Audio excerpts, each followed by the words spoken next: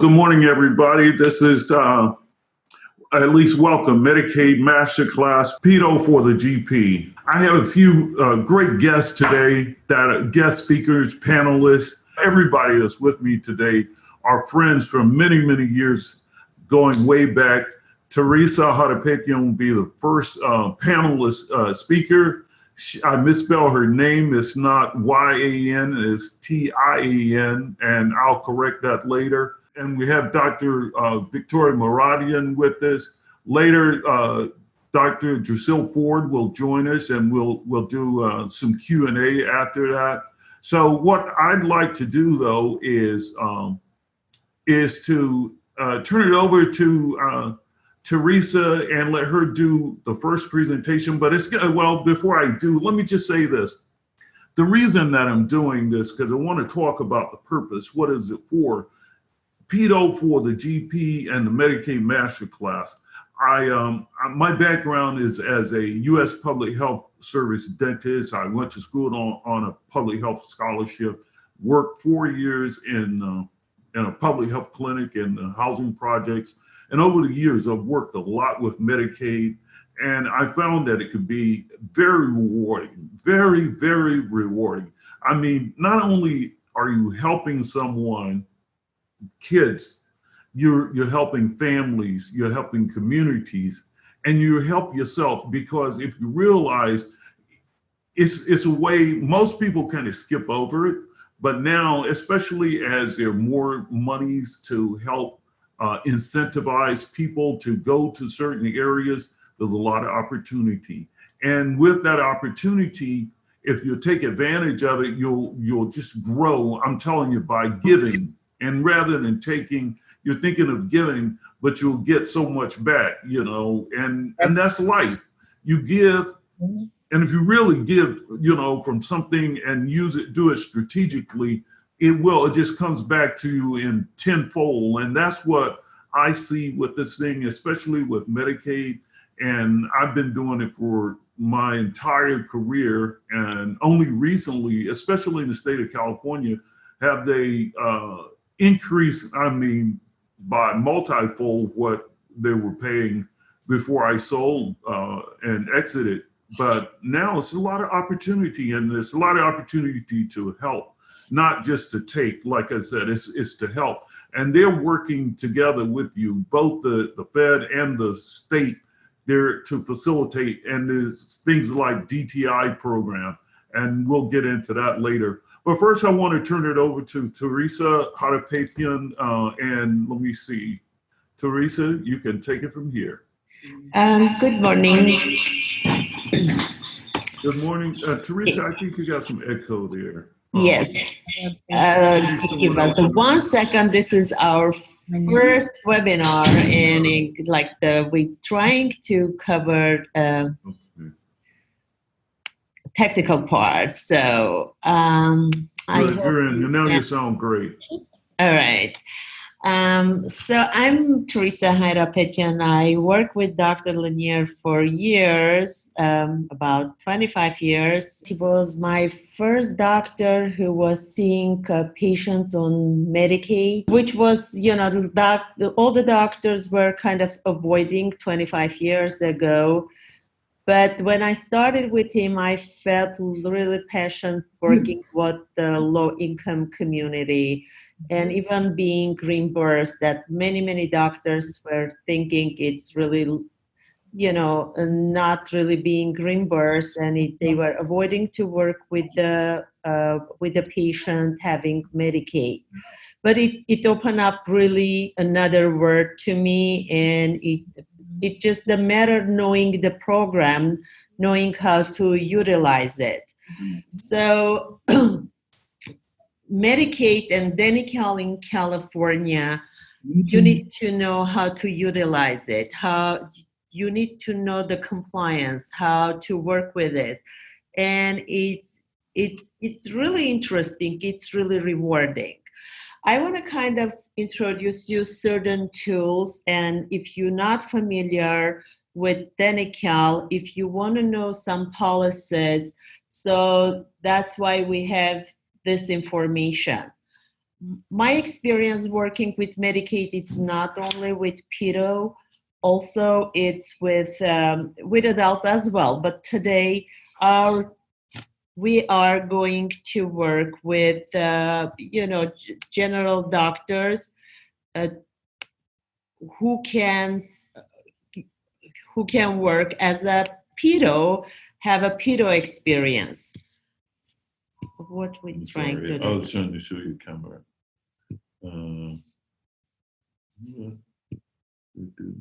Okay, here's it stopped. Can't start the video because it has something.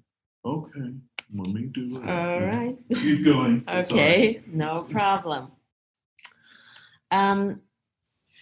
Well, for pedo, Danical works little different than for adults. It has much more benefits than adult program has it. And we can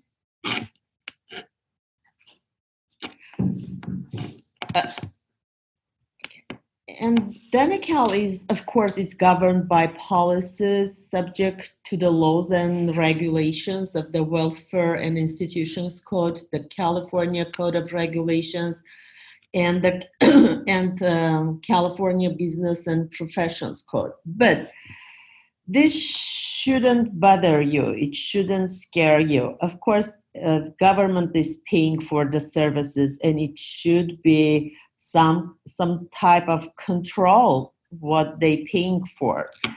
And of course, there is a surveillance. The program is being monitored, and how they call it, it's surveillance and utilization review subsystem.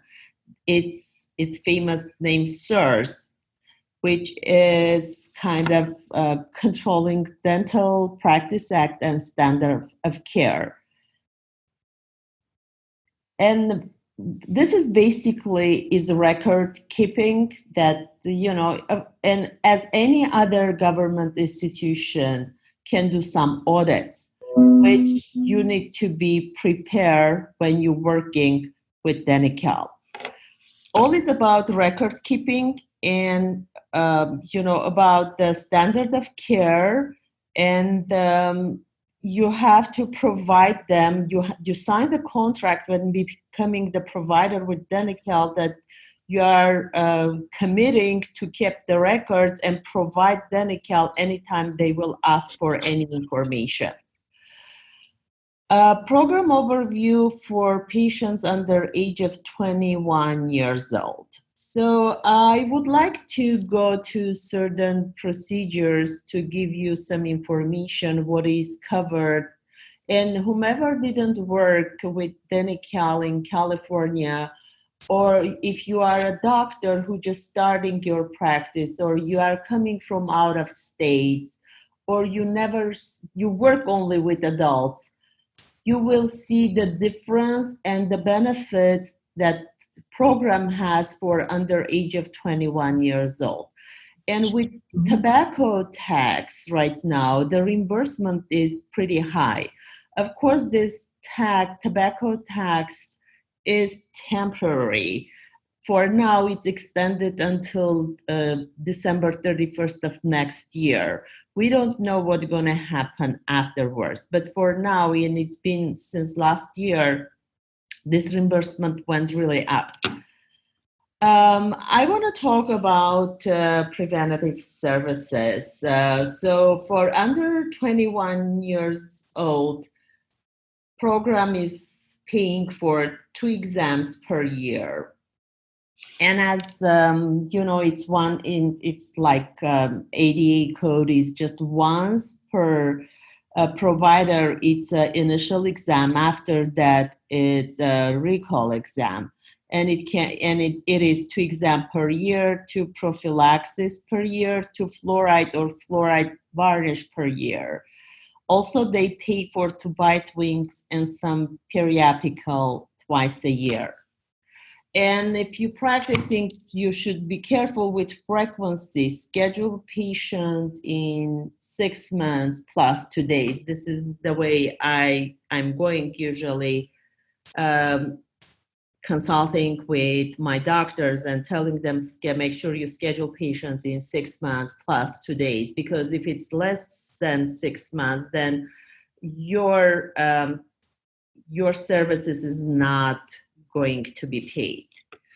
So preventatives, and it's kind of now about dentistry being changed. And if it was before drill and fill, now it's more going towards the preventative dentistry. That's why the program has all these new benefits, which called DTI, and they just added caries risk assessment, which Dr. Lanier, I think, will give you more information later about these programs. But I would like to talk about the caries risk assessment, which is, in addition, this whatever I gave you, like right now, 2 exams, 2 profit, 2 bite wings, and some PAs. It's additional benefits which started from last year. It's called CRA, which is caries risk assessment. So this is more counseling with the patient, giving them tools how to evaluate the patient's oral hygiene. And there are 3 factors. If you assess them with a high risk, you can schedule the patient in 3 months. If you assess them with moderate, it's in 4 months. If it's a low risk, it will go back whatever we had every 6 months. So what it's mean? If your patient is high risk, lots of, it's a poor oral hygiene and excessive caries, then you can schedule patients to come back in 3 months, and program is paying for exam and prophylaxis fluoride. Just remember, it's excluding x-rays. X-rays still staying with every 6 months. And if it's a moderate risk, it's paid for every 4 months. Again, it's just an exam, recall exam, and it is a prophylaxis fluoride. This is something really new. We didn't have this even 2 years ago. This started, I think, last year, March, and this year, actually, March. And it's really moving fast, and it's all going for preventative dentistry. I want to talk another preventative service, sealants, which is the criteria for Denti-Cal. Whatever you see is our criteria for Denti-Cal. It's not like ADA regulation or board regulation. It's not what you learn in school. This is different, but you have to go with the program. If you're seeing Denti-Cal patients, then you have to go with this criteria. Anything else, you can ask the patient to pay. So it's not like you can give the patients the choice, letting them know what is paid by the program and what is being paid out of pocket. So criteria for sealants under the age of 21 for first and second molars, and occlusal surface must be sealed, and it should be caries free and restoration free. And this is 36 months with the same provider. And if patients send the doctor who did the sealants a couple of months ago, you still can do it and be paid for sealants. If they came from across the street, they had it done a week ago, it felt or something happened. But be careful not abusing it, and do whenever it's necessary to do it. If you have to touch it, still you can bill it if it was done somewhere else. But if it's your patient and it's paid only every 36 months. Restorative. So this is, again, the criteria is different what you learn in school. So it's not up to the doctors to decide if you want to do, if the caries it's not penetrated DJ. In Denical criteria, caries should be extended through the DJ that you can do this procedure. And here is, they made it program much easier. And since last it's been 2-3 years, they eliminated the submission of X-rays. Before, it used to be submission of X-ray in order to be paid for these procedures. But right now, you don't need to send X-rays, but you need to have them as a record, but they can ask you to send at any time. It is the random sampling, and you have to submit upon a request by the program. So, and always entire program, they can be back the SURS department, surveillance and utilization, and ask you all the records, and they can deduct if they feel it's not, you're not meeting program's criteria, and they can do deductions, they can fine you, they can suspend participating with the program. So you have to be really careful and make sure you're following all these criteria with the program. And it was lots of questions to Denical. I've been in many seminars, and I remember asking the question, what if we have MOD and mesial and occlusal are extended to dentino-enamel junction, but distal is not, what to do? And the answer was, we have to do MO and bring the patient 6 months later. And if the distal is not, if it's 6 months later, distal is extended through the DJ, then you can go ahead and redo it to MOD, and you'll be paid for the second time for entire MOD filling. So just remember this, and you can do it and be paid for entire restoration one more time in a couple of months, but you have to, I know it doesn't sound maybe, very right, but that's their policy, that's their criteria. So our job is just go ahead and, follow their policies, follow their regulations. Amalgam composite. This is, if we're talking about posterior amalgam versus composite, as we know, many years ago, if the doctor was doing composite on posteriors, it was a violation of policies. Even I would call it was committing a fraud, because the doctor did composite and program is only covering amalgam fillings. And I know many doctors, they've been suspended from the program, or they've been kind of asked to reimburse lots of money back because they were doing composite. A couple of years ago, I think it's been 5, 6, maybe more, time flies, so I don't even remember, 5, 6 years ago, it's been all changed. And now you can do composite fillings on posterior teeth, but the price is the same. You will use amalgam material or any composite material, you're going to be reimbursed the same amount of money. So lots of doctors are trying to avoid from this happening, especially when they're doing the fillings on primary teeth, which is pretty much normal. So how it works, because by program regulation, the doctor needs to give the to both options. Otherwise,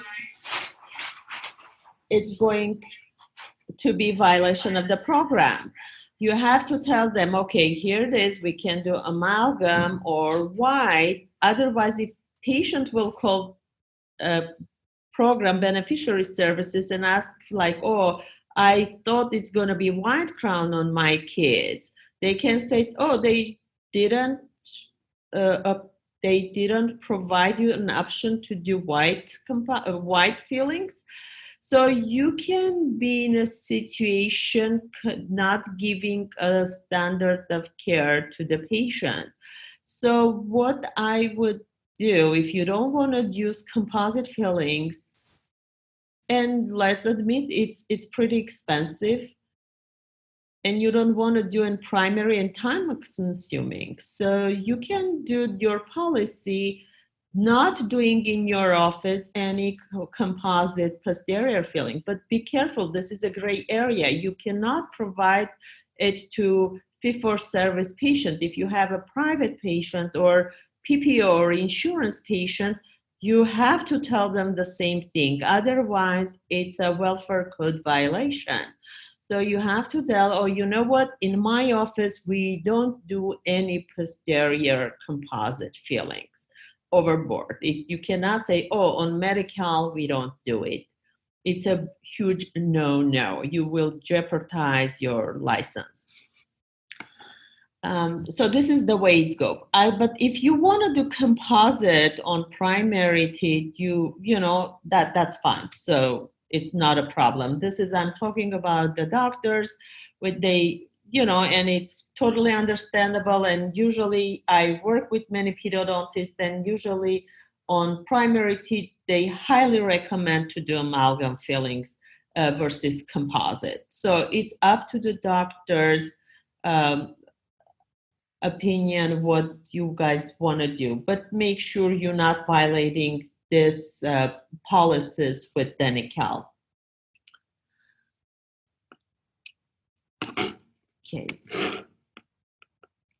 Okay, pulpotomies. This is especially if you are practicing in low-income communities. Pulpotomies, it's a huge demand on these populations. Well, pulpotomies are paid, but after pulpotomy, and I know many pedodontists recommend after pulpotomy to come up with stainless steel crowns. And from the experience and that I have, and I've been RDA all these years, it's stainless steel crowns or steep crowns or kinder crowns are much more, much more safe to have it versus amalgam fillings or composite fillings when patient coming back in a couple of months or in a year with broken, and then you have to extract the tooth. SSS is much long lasting. So, and it's highly recommended, and the pulpotomies, it's by pedodontists are recommended to have crowns. This works, the stainless steel crown and white crowns work the same way. Even when I work with Dr. Lanier, and now I'm working lots of doctors, majority of them who have lots of experience, they don't recommend strip crowns. It's not a good result. But strip crowns are only, or acrylic crowns are only crowns that it's allowed to do by the Denical program. Kinder crowns who are new smiles, it's not paid by Denical crown. Here, again, you have to be careful here. If you're providing kinder crown, you easily can say to patients, this is something, it's porcelain and it's not paid by the program, and you can use your fee for service price. But if patient is asking for white crowns, then you have to clarify them, telling what is the strip crown and what is the kinder crown and what are the differences, because new smile crowns are not covered by the program and you can charge the patients. But for strip crowns, you cannot charge the patient because program is paying. And the same way how it works posterior restorations, you can have the same policy. You don't do any strip crowns across the board in your office for any patients.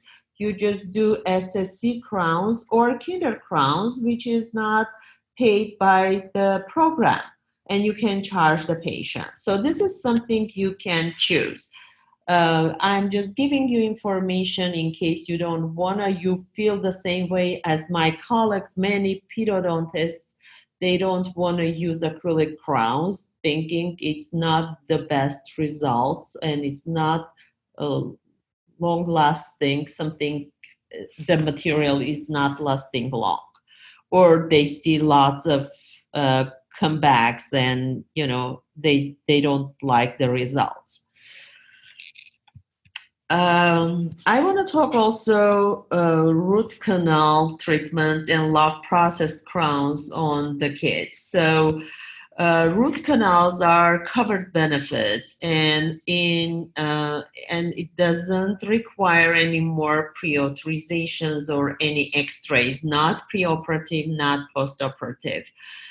And you can do apexification, apicoectomies on if you do, or there are many pedo offices that refer them out. But if you can do that, and now it's a little bit better, the price, many general doctors are avoiding to do, and I know it's harder to do on kids 10, 11 years old when apex is not closed. But it's something you train to do. Remember, it is paid benefit, and you can do root canals, posterior root canals as well. Because to my best knowledge, I don't think it's covered on adults.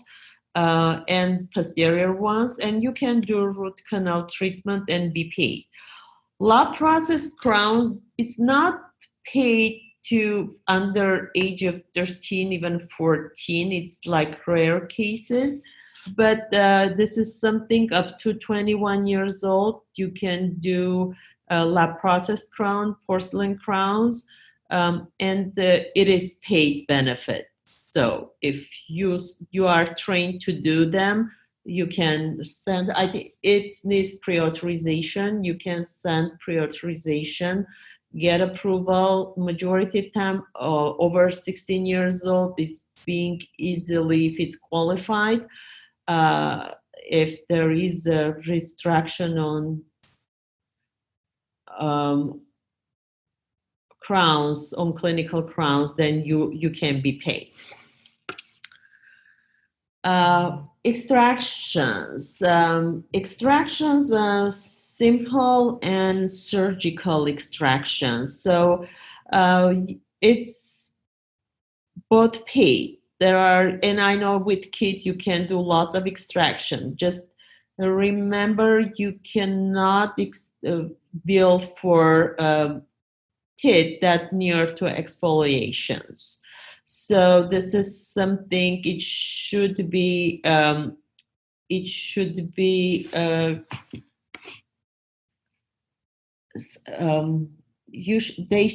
symptomatic, some pain. You have to document when you're doing extraction near to exfoliations. So before it was like 3 extraction and you had to submit some x-rays.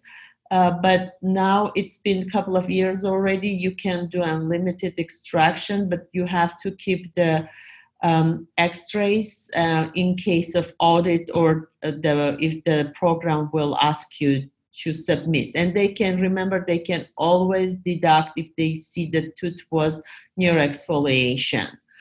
Surgical extractions, you can do for smaller extraction oral in your office if you are trained to do so, and it is paid. Again, it should be all surgical extractions should be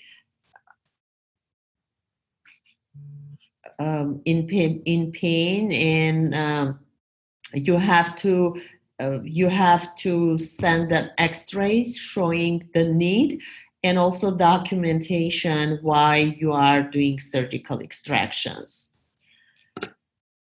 Space maintainers. If you're gonna practice pedo as a GP, remember space maintainers are something you're gonna do a lot on the case when you're extracting, and it is necessary. It is a liability, and it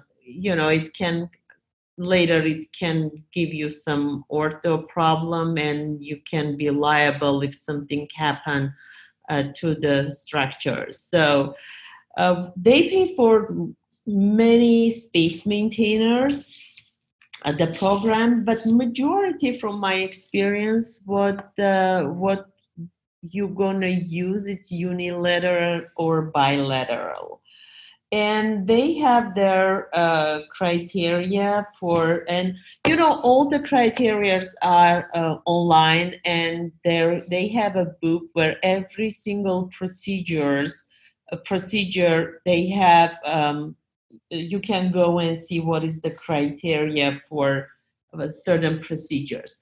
You will see lots of space maintainers if you go to bulletins or the handbook, but these are the two.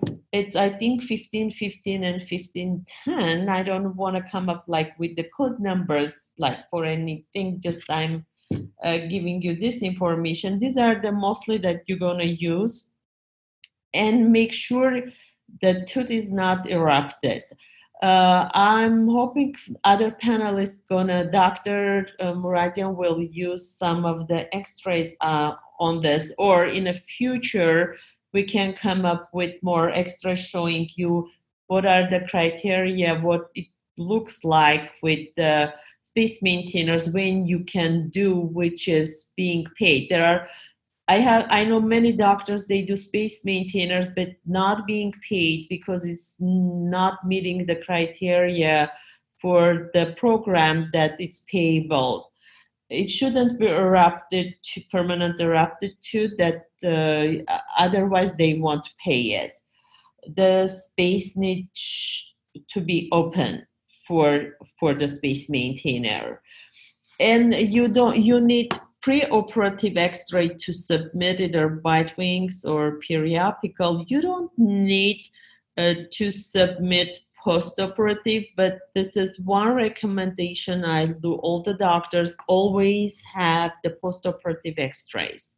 Always have postoperative X-rays in your file in case something happened you haven't approved. And also you can see how your space maintainers you're placed. I want to talk also emergency procedures. I just put here no other services performed. What it's mean, all these emergency procedures that we are going to talk about, it's going to be done just one procedure per day. I have many doctors that they claiming, oh, we did this, they are not paying. You're telling us emergency procedures are paid by Medicaid, but we did it and it wasn't paid. My question is always, did you bill it on a single visit? Was there anything else built? And the answer is always yes. If you're going to do other procedures and include the emergency procedure for the same day, remember it's not going to be paid. So no other services should be performed when you are doing emergency procedures. Here what we have, it's, I'm sorry, let me just,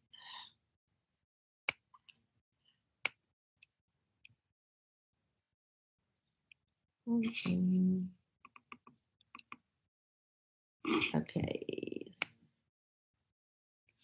Let me use, I'm sorry, I just,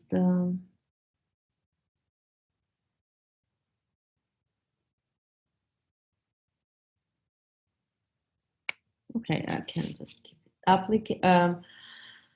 So its application is desensitizing medicament, protective restoration, incision and drainage of abscess, pulpal debridement, palliative emergency, office visit for observation, hands off. So these are the procedures.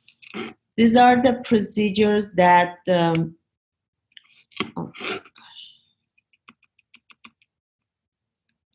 I don't know what's happening with my, sorry.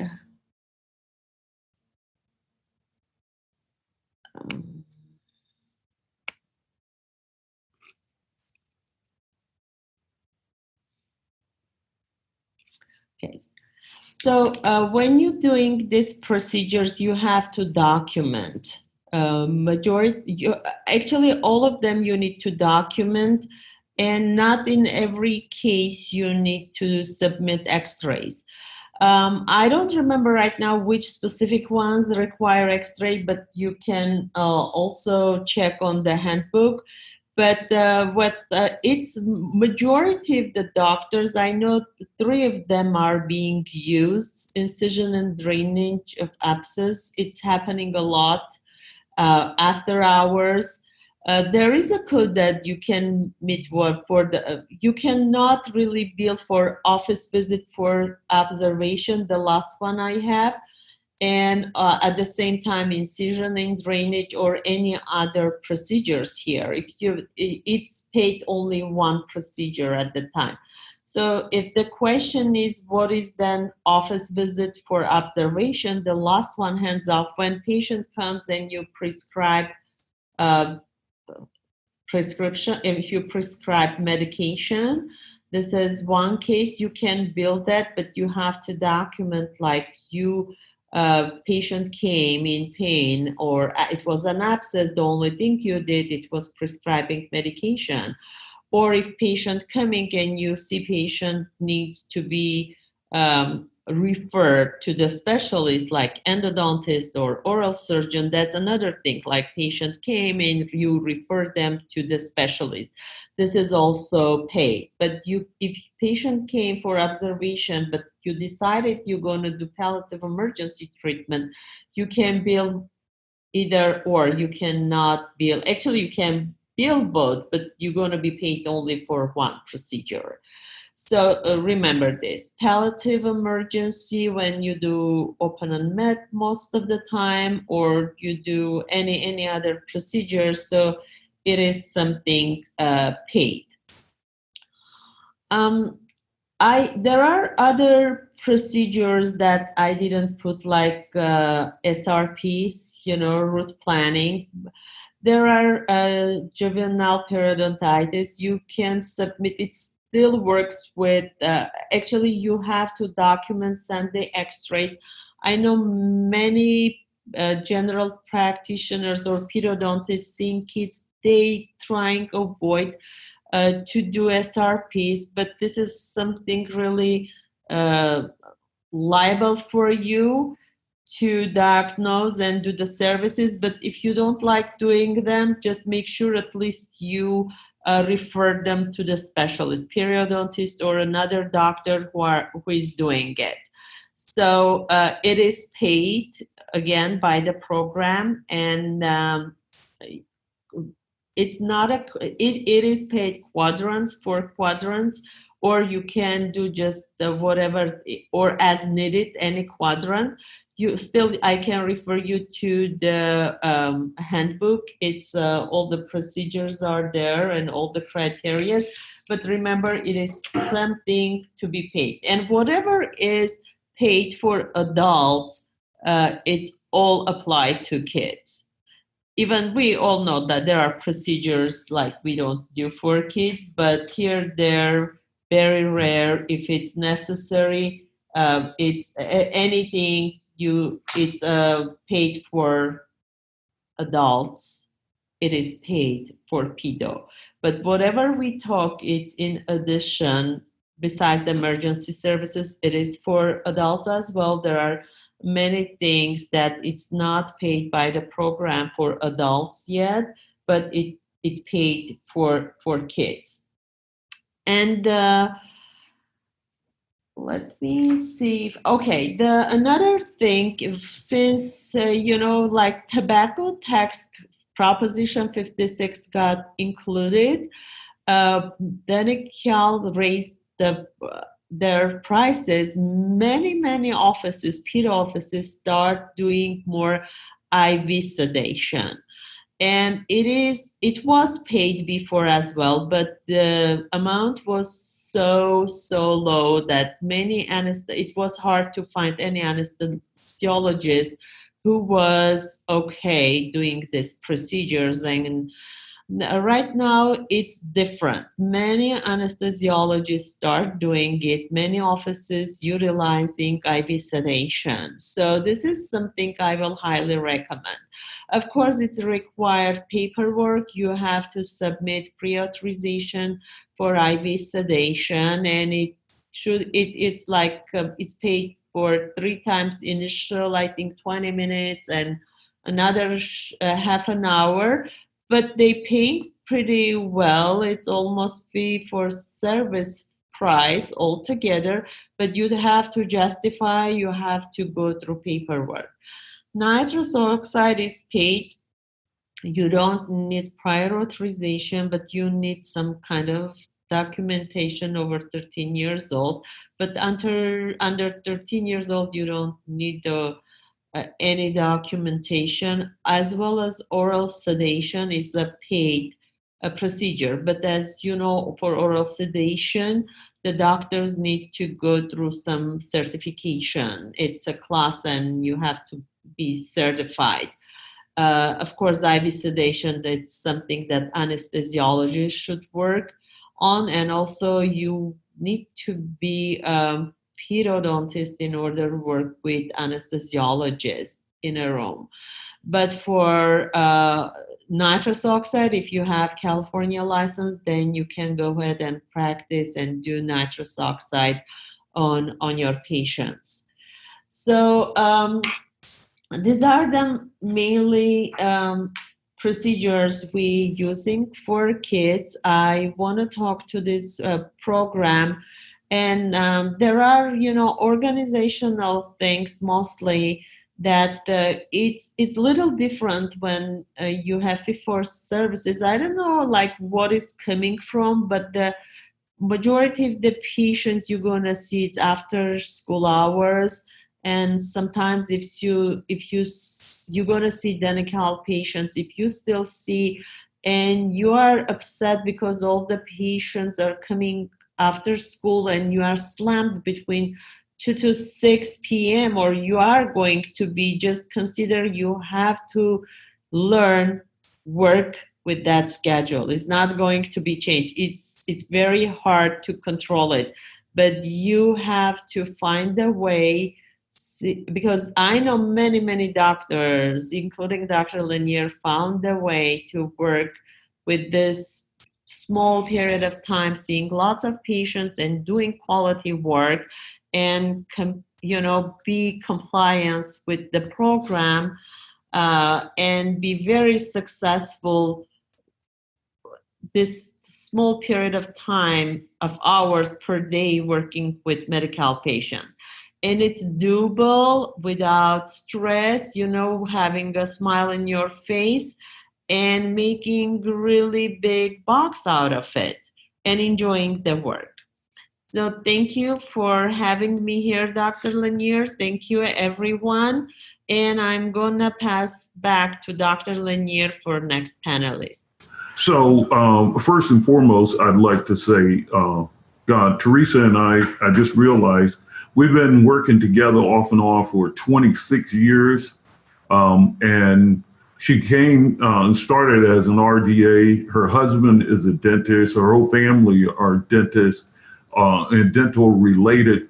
Her skills and knowledge of Medicaid is the reason I wanted her here today, because she knows, and she kept me out of the trenches, because it's easy. I mean, I've dealt with Denical my entire career, and I know it's easy to get if you're not paying attention or have someone that's going to all of the meetings, reading everything in that blue book, then your understanding can get a little bit twisted. And if you're trying to move fast, or you have other people working for you and they're not really keeping up with the laws and the guidelines, because there's a lot of guidelines, but since, and especially with pedo, we have limited number of procedures, you only need to know the guidelines that actually affect the procedures that you're asking about. But like she said, there's certain things that you can and cannot do. And a lot of times people think that they bring something to the table that they really don't. And just because you're an expert at one area and you know certain things, you went to school here and you know how it's done, and you practice in private practice without Medicaid or just using insurance, it's different. You have to get used, and therefore Teresa brings a lot to the table, and understanding those things that she was saying about getting certain procedures paid and approved and not getting in trouble are just, I mean, things that are so germane. You have to know those things. And so Teresa, thank you for bringing that stuff to the table. And guys, if you follow her, it's going to be of great benefit. I want to turn it over to Dr. Moradian, who has also been with me a lot of years, almost as many as Teresa, because she started, her sister was my dental assistant, and she was coming in as a little girl and helping around the office, and later became front desk, then office manager, biller. I think she did it all. Later came back as a dentist. So let me see if I can make her host here and let her do her thing.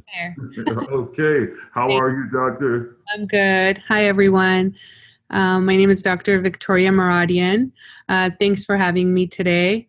I'm excited to go over a few things. Like Dr. Lanier said, I've known him from a really young age. I met him when he came to my elementary school. And I've just been with him throughout, high school, middle school, undergrad, and then I left and then came back as a dentist. He's been my mentor, my boss, a friend, and he's taught me a lot, not just about, the basic procedures of pedo, but how to be a good provider, how to give, do well, and, in return, you get an abundance amount of rewards, whether it's, gratification or, high production, anything like that. I'm going to try to share something. 1 second.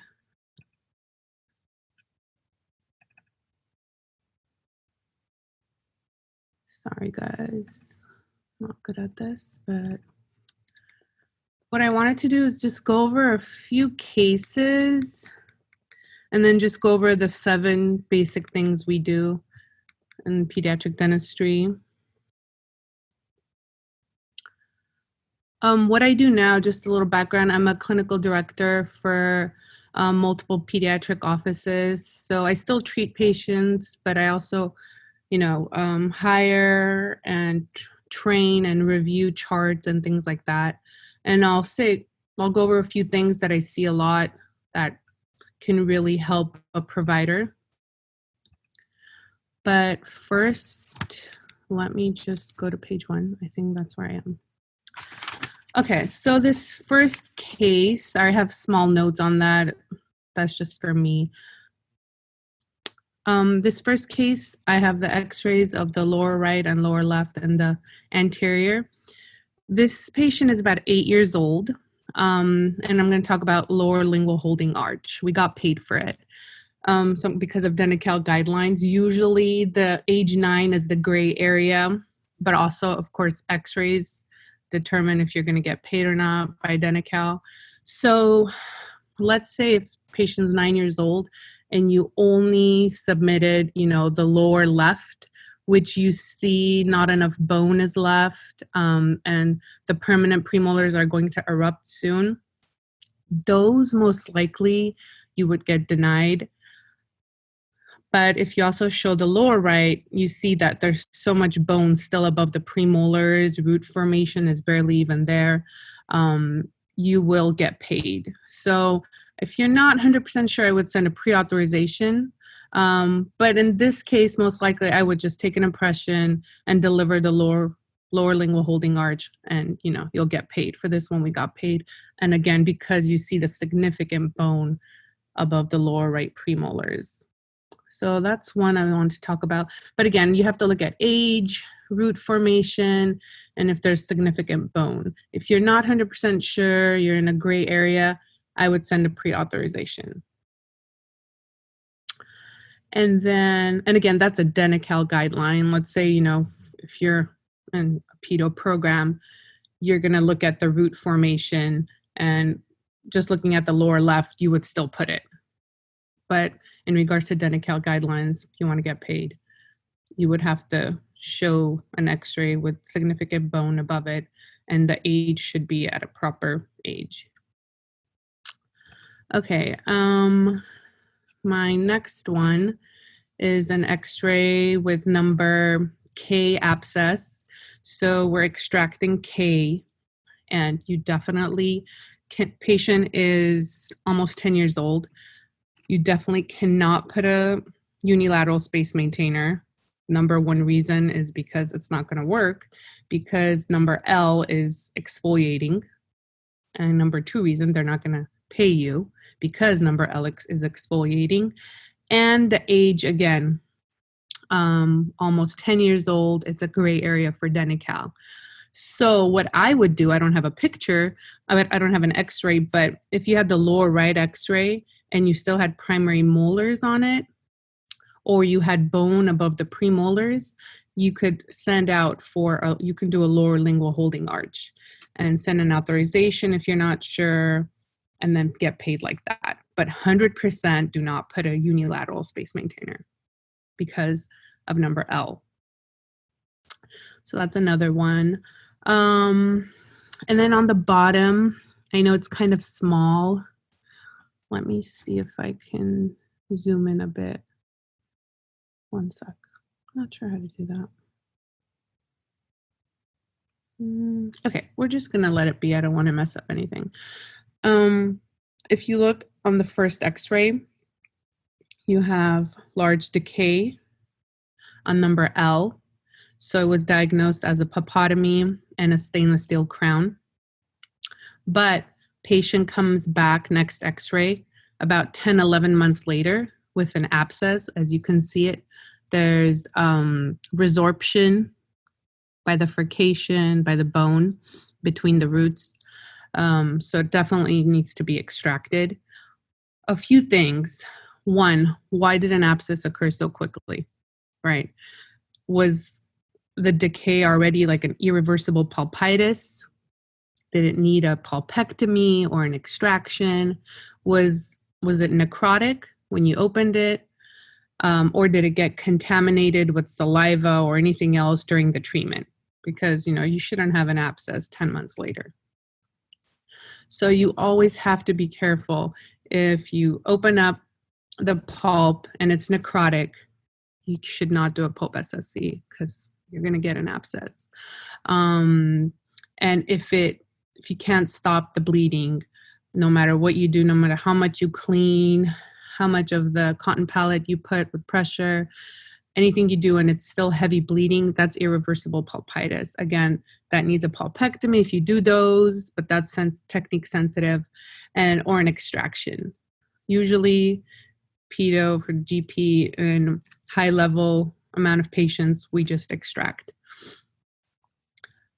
And a space maintainer, of course. Or did it get contaminated? Sometimes kids are crying, moving, you're just trying to finish, saliva gets in, blood gets in, anything gets in, that can get contaminated, and therefore you get an abscess. So just got to be really careful, clean it out really well, make sure to have control, things like that. Then the other problem is this patient came back 3 times for recalls and the abscess wasn't diagnosed. So please just always make sure when I look at, patient charts and review things, I notice this a lot, mostly with new grads, I guess, because, after a while you get experience how to diagnose an abscess. Just make sure, to look at the furcation area, the radicular bone. If there's any type of radiolucency, you have to be careful. So after that, after three recall visits, finally got diagnosed as an abscess, probably was swollen that time. And then they put a space maintainer, which is the right thing to do. One sec, did I write any other notes on that? Yeah, so just exactly, you take it out and you put the space maintainer. And when you're putting a space maintainer, make sure it's super, super tight. If there's any movement, it's not going to work. You have to crimp it. You got to make sure to crimp it. And you got to make sure the loop end touches the tooth, like over here in number M, or there's no point. It won't work if it's loose, and it won't work if the band is loose. Everything has to be super tight. Okay, so that was that.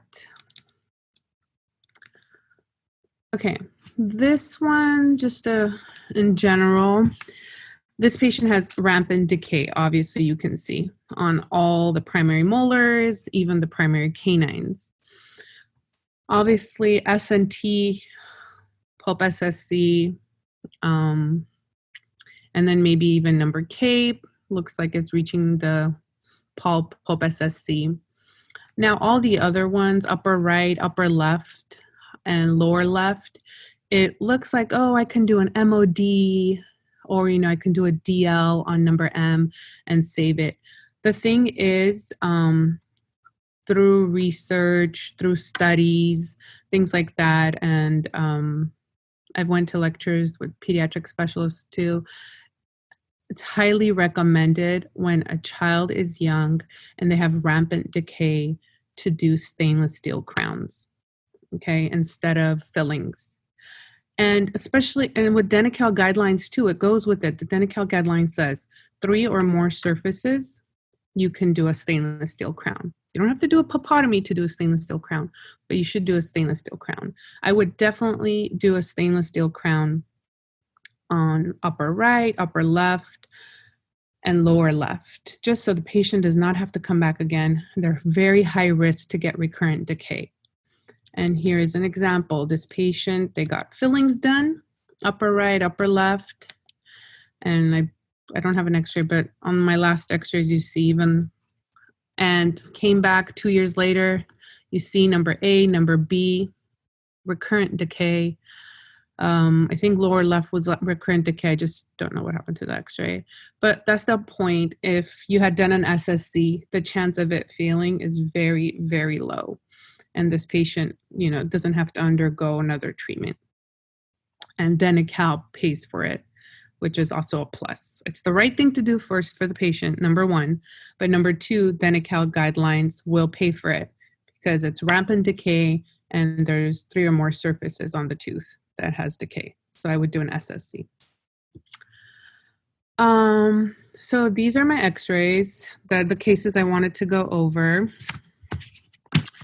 And then I wanted to talk about just the general things we do.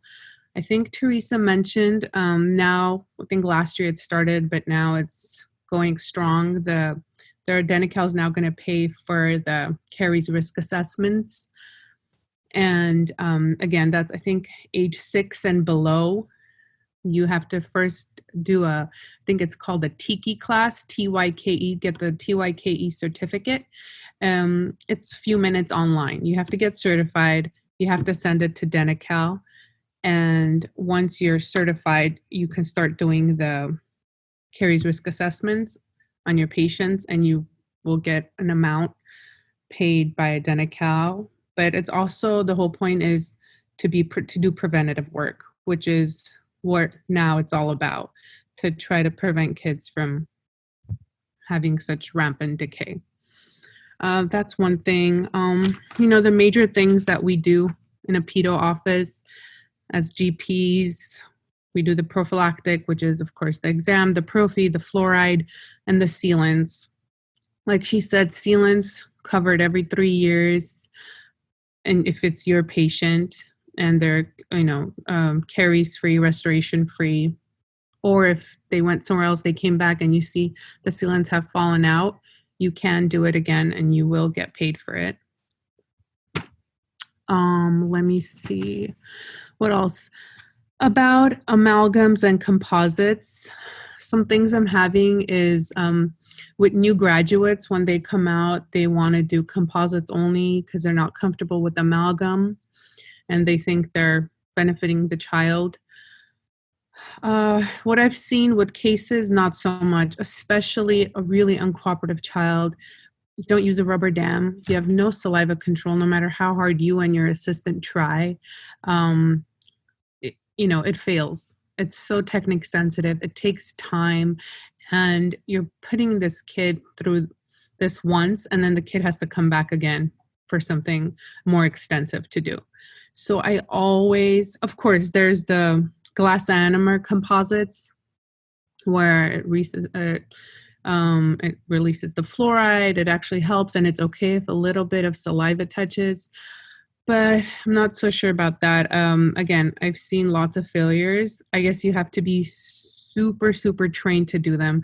You have to have amazing control over the whole treatment and saliva and things like that to make sure that it stays and it doesn't fail. Because studies have still shown that on primary molars, amalgam lasts and works much better than composites. So that's what I've seen with Denti-Cal offices. Because we see such high amount of patients, amalgam works better. I've worked at solely private practice before, and there it was just solely composites. We used the glass ionomer, but we had, isolite, we had saliva control, we even had rubber dams, we had everything necessary to do this, and we had time. So again, just be careful. Again, it's just for the benefit of the child, and doing the best for the child will also work out for you in every other way. You'll save time. Patient doesn't have to come back, and you'll save money because you're not redoing something again. Let's see, what else? For papotomies, if they need a papotomy, I don't really have that much about papotomies. Unless you guys have questions later, I can go ahead and answer for you. Most important, what I've learned is to have saliva control. Don't make sure it's not contaminated. Make sure the bleeding stops. Make sure you clean it out really well before you start placing everything and restoring. That will definitely decrease the chance of it failing. That's what I've learned about papotomies. In regards to crowns, yes, I know new studies showing that zirconia, things like that, work well like SSCs, but Denti-Cal does not pay for it. Even for anteriors, right? Like Teresa said, Denti-Cal does not pay for kinder crowns. The stainless steel with the aesthetic coating on top, the new smile, Denti-Cal does not pay for it. So even if you want to do a favor to your patient and not charge them and do a kinder crown, but bill it for a stainless steel crown, don't do that. I've heard people have gone to jail for that because that's fraud. What we do is we do the pedo jackets. I know that's not ideal, but patients who can't afford the kinder crown and who don't want stainless steel crowns on upper anteriors, they take the pedo jackets.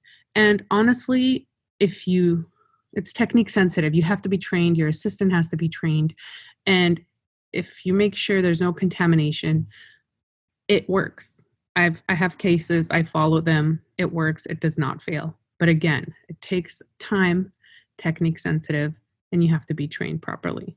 I think there's a question. Let me see if I can see it and answer it at the same time. 1 second. I can't see it. 1 second. Okay, I'll look at it after I'm finished and then I'll answer it. That was, if you don't mind, that was someone said, I do pedo jackets and they work fine for me. Exactly. Thank you. Same here. Can I ask one question though, Doctor? Education, do they pay anything now towards, since it's very preventive, do they pay anything for education? I don't know if I don't think there's, I think the Carrie's risk assessment is the education payment. There's nothing really else that they pay for. Not specific. Okay. Yeah. Okay. Yeah. So yes, exactly. Whoever asked that question, I agree with you. Pedo jackets work perfectly great if you do it the right way. You're trained properly. You have saliva control. It's not contaminated. They work great, but they will fail if you don't know how to do it the right way. And for kinder crowns with the aesthetic, I know some doctors are hesitant to do that because it is hard to do. It takes a while to get really good at it. What I've learned is lingual reduction. If you reduce significant amount lingually, they fit perfectly and they're beautiful. So don't get discouraged, if you don't know yet. But again, this is for new grads. I'm sure whoever's here, if you have multiple years experience, you know how to do it. But again, I think that's what most providers are hesitant about because patients are paying for it and it doesn't come out the way they want it. So they're a little hesitant to do it. But if you do proper lingual reduction, they look beautiful. And then crowns, for the stainless steel crowns, of course, they're the ones that are, studies show, longest lasting, work great. Again, for people who are just getting into the pedo, don't try to, what I've learned also is, I know if you're working in a pedo office with high amount of patients, you're trying to be super fast to, see all these patients, get production and keep up with the experienced dentists. But I highly recommend to just take a minute, learn how to do it the right way. And then once you learn it the right way, you just speed up. But if you just jump in and just try to figure it out as you go, but trying to do it fast, that's not going to work. I learned that when I just came out. I remember I was a couple of months in and I was working for Dr. Lanier. I was with a really high producing doctor and she's great at what she did. And I was trying to catch up and be right with her. I took a big case. I don't remember exactly, but multiple pulp SSCs, extraction space maintainers. And I couldn't fit the crown right because I didn't have enough reduction. I was trying to be fast. It was a mess. So that's when I stopped and I was like, I'm taking a minute. I have to learn to be slow, do it the right way, and then you just speed up. And another thing, you go in not thinking, oh, what do I do to produce today? I promise it doesn't work like that. You won't produce what you want if you go in with that mentality. And I learned that too. I don't think about production. I don't think about numbers. I go in, I treat the patients, I do the best that I can, and it just keeps coming. Because you're experienced, you're fast, so you don't have to worry about being slow or not doing too many or anything like that. You just do the best that you can, and you do good. You only do good, and I promise everything else will come. Because drilling and filling, those are things, yes, you're going to learn. But communication, that's the number one key I've noticed too. I'm having a lot of, any issues I have with doctors and patients and parents is really, at the end of the day, communication. I'm getting calls, pissed off parents. And the main problem is that I notice is communication from the provider to the parent. I had one recently, mom wanted white crowns, but assistant explained we don't have it. Or number two was going to be a possible pulp SSC, but it might have been an MO, things like that. It was all explained by the assistant, but then the doctor went in, everything was ready. She said SNT is pulp SSC to the assistant, but assistant, I guess, didn't mention that for sure T is now pulp SSC, and they started doing it. Mom flipped. Now calling board, calling all these people, and is upset because doctor didn't tell her. So what I've learned is, especially with picky patients, no matter if you have the best assistant in the world, no matter if the best doctor before you did the examination, it does not matter. You are the treating provider. When you go in, it's all on you. It doesn't matter what the other dentist said. It doesn't matter what the assistant said. If something happens, it's on you. It's your license. I would take a minute. I would go over everything exactly, especially with the picky patient. Look, Mom, it's going to be papotomies on both. It's going to be stainless steel crowns on both. Even if I'm not sure it's a papotomy, I'm going to say, when I open it and it is, I'll tell you, but I have to do it. And, I'm not going to say, oh, here's your option. I'm saying it's either or, and I'll let you know. And I'll stop and I'll tell her that, oh, it's this one, but it's the best for your child. And also to make sure, and the parent was mad because the kid was uncooperative, but she didn't want to be in protective stabilization. So the mom said she'll hold the hands. And the doctor was like, okay. That's not how it works. And then the kid got uncooperative. The mom hit the assistant, grabbed the kid. So that just means you don't have control of your treatment. And because of that, it's going to fail. So I told the dentist that you need to tell Mom, that's fine. If you don't want protective stabilization, we don't have to put it. But if the patient moves and I've already touched the tooth, we do need to put it. Communication, that is the number one key. Thank God I haven't had issues like this. And I think the reason is because I communicate with the mom. I make sure they know everything. And if they're not comfortable with the protective stabilization, just tell them I can give you other options. I can refer you for oral sedation. I can give you IV sedation. There's multiple options. She does not have to be in that if you're not comfortable. But the key is communication 100%. That will prevent you from a lawsuit, from a board review, anything like that. All the board reviews I had to go over for my providers recently, it's all because not proper communication from the provider to the mom.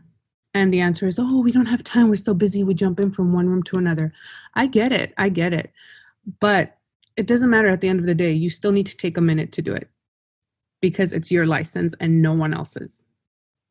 Sorry, I'm very thing on that because I've been reviewing a lot of them, and I think it's so important that you communicate because your license is on the line. Nowadays, all the parents know everything. They're very knowledgeable. There's the internet. They have access to everything. So they are ready to sue or ask for money or anything the minute they get a chance. Just protect yourself. What else? Extractions. I would say about extractions, let me see 1 second. I said about that. Okay, extractions.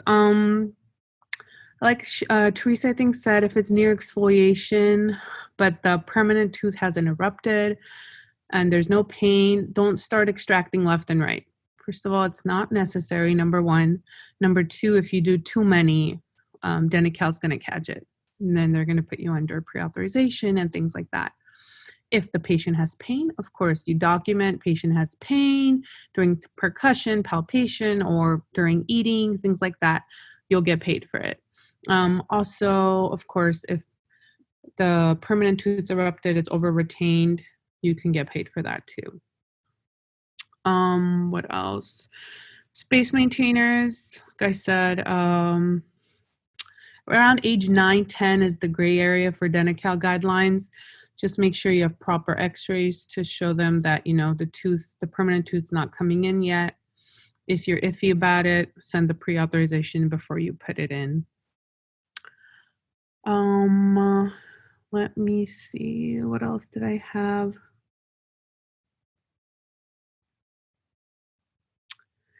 I talked about compliance was what Teresa talked about. Make sure you have the blue book. If you don't know something, make sure to go over it. To be compliant with Denti-Cal, to be compliant with OSHA, to be compliant with HIPAA, hire someone who knows what they're doing to help you, especially if you have your own office. Let's see. That's it. I think, again, these are the 7, they're very easy, 7 basic things. We all learn it through experience. I think the most important thing is to be a good communicator to do good only, and everything else will come to you. So communication with parent and child. Parent, so important. Child, so they can be cooperative and your life can be easier. Nitrous is great and it's covered. IV sedation now is the prices Denti-Cal covers is like really normal prices. So all anesthesiologists, most anesthesiologists are getting on board, and you as a GP can do full mouth treatments when child is under the care of an anesthesiologist. And I think that's all. I don't know if you guys have questions. I don't know if we're going to answer them now or wait until the end. I hope I, went over everything you guys wanted to hear. If I think of anything, I'll chime in after it. But that's about it. Dr. Lanier. Wow. I want to thank you, Doc. And if you hang out for a while, we'll see about the questions as they come.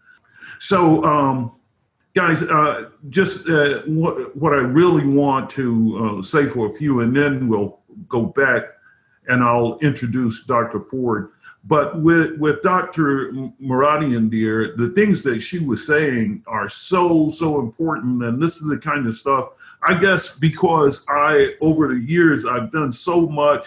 I've trained pretty much set up a curriculum of training myself by working with other dentists. My initial thing with the Public Health Service in New Orleans. And then once I relocated here to the West Coast, and I started working at other practices, pedo practices, working with specialists and other GPs that were rendering care, especially to the Medicaid population, I learned a lot about it. And then being the owner of different practices and growing and working with Teresa and other people that knew a lot about the program, I've seen how to train doctors. And the one thing you have to do is to get in there with people and almost get the mentoring, but it's an over the shoulder kind of thing. You learn from, and then asking questions and following from advice from people that know, because if you try certain things, as she was saying, you could wind up in some trouble, because this program is Medicaid dental program is both a federal and a state program.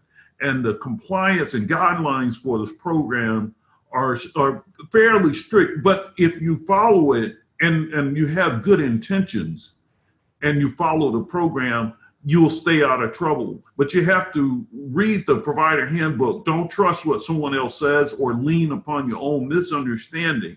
It's there and it's in writing. Now, if you're going to do something, you do based on what is in writing. And the best thing, though, like Doc was saying, is to get somebody that knows and that goes to all of the different things. And Teresa and I, we had the pleasure of working together. The thing about Dr. Mouradian, she started out helping, I guess, as with filing charts and so forth, and then later moved into billing and an office manager, and then later as a dentist. So she had the broad scope of doing all of them and getting that experience and seeing it from all sides. Because when you're the biller, you see what goes out, what gets paid, what the comments that come back, and the ones like unnecessary treatment and things like that get you. It could get it. And before, it was more on.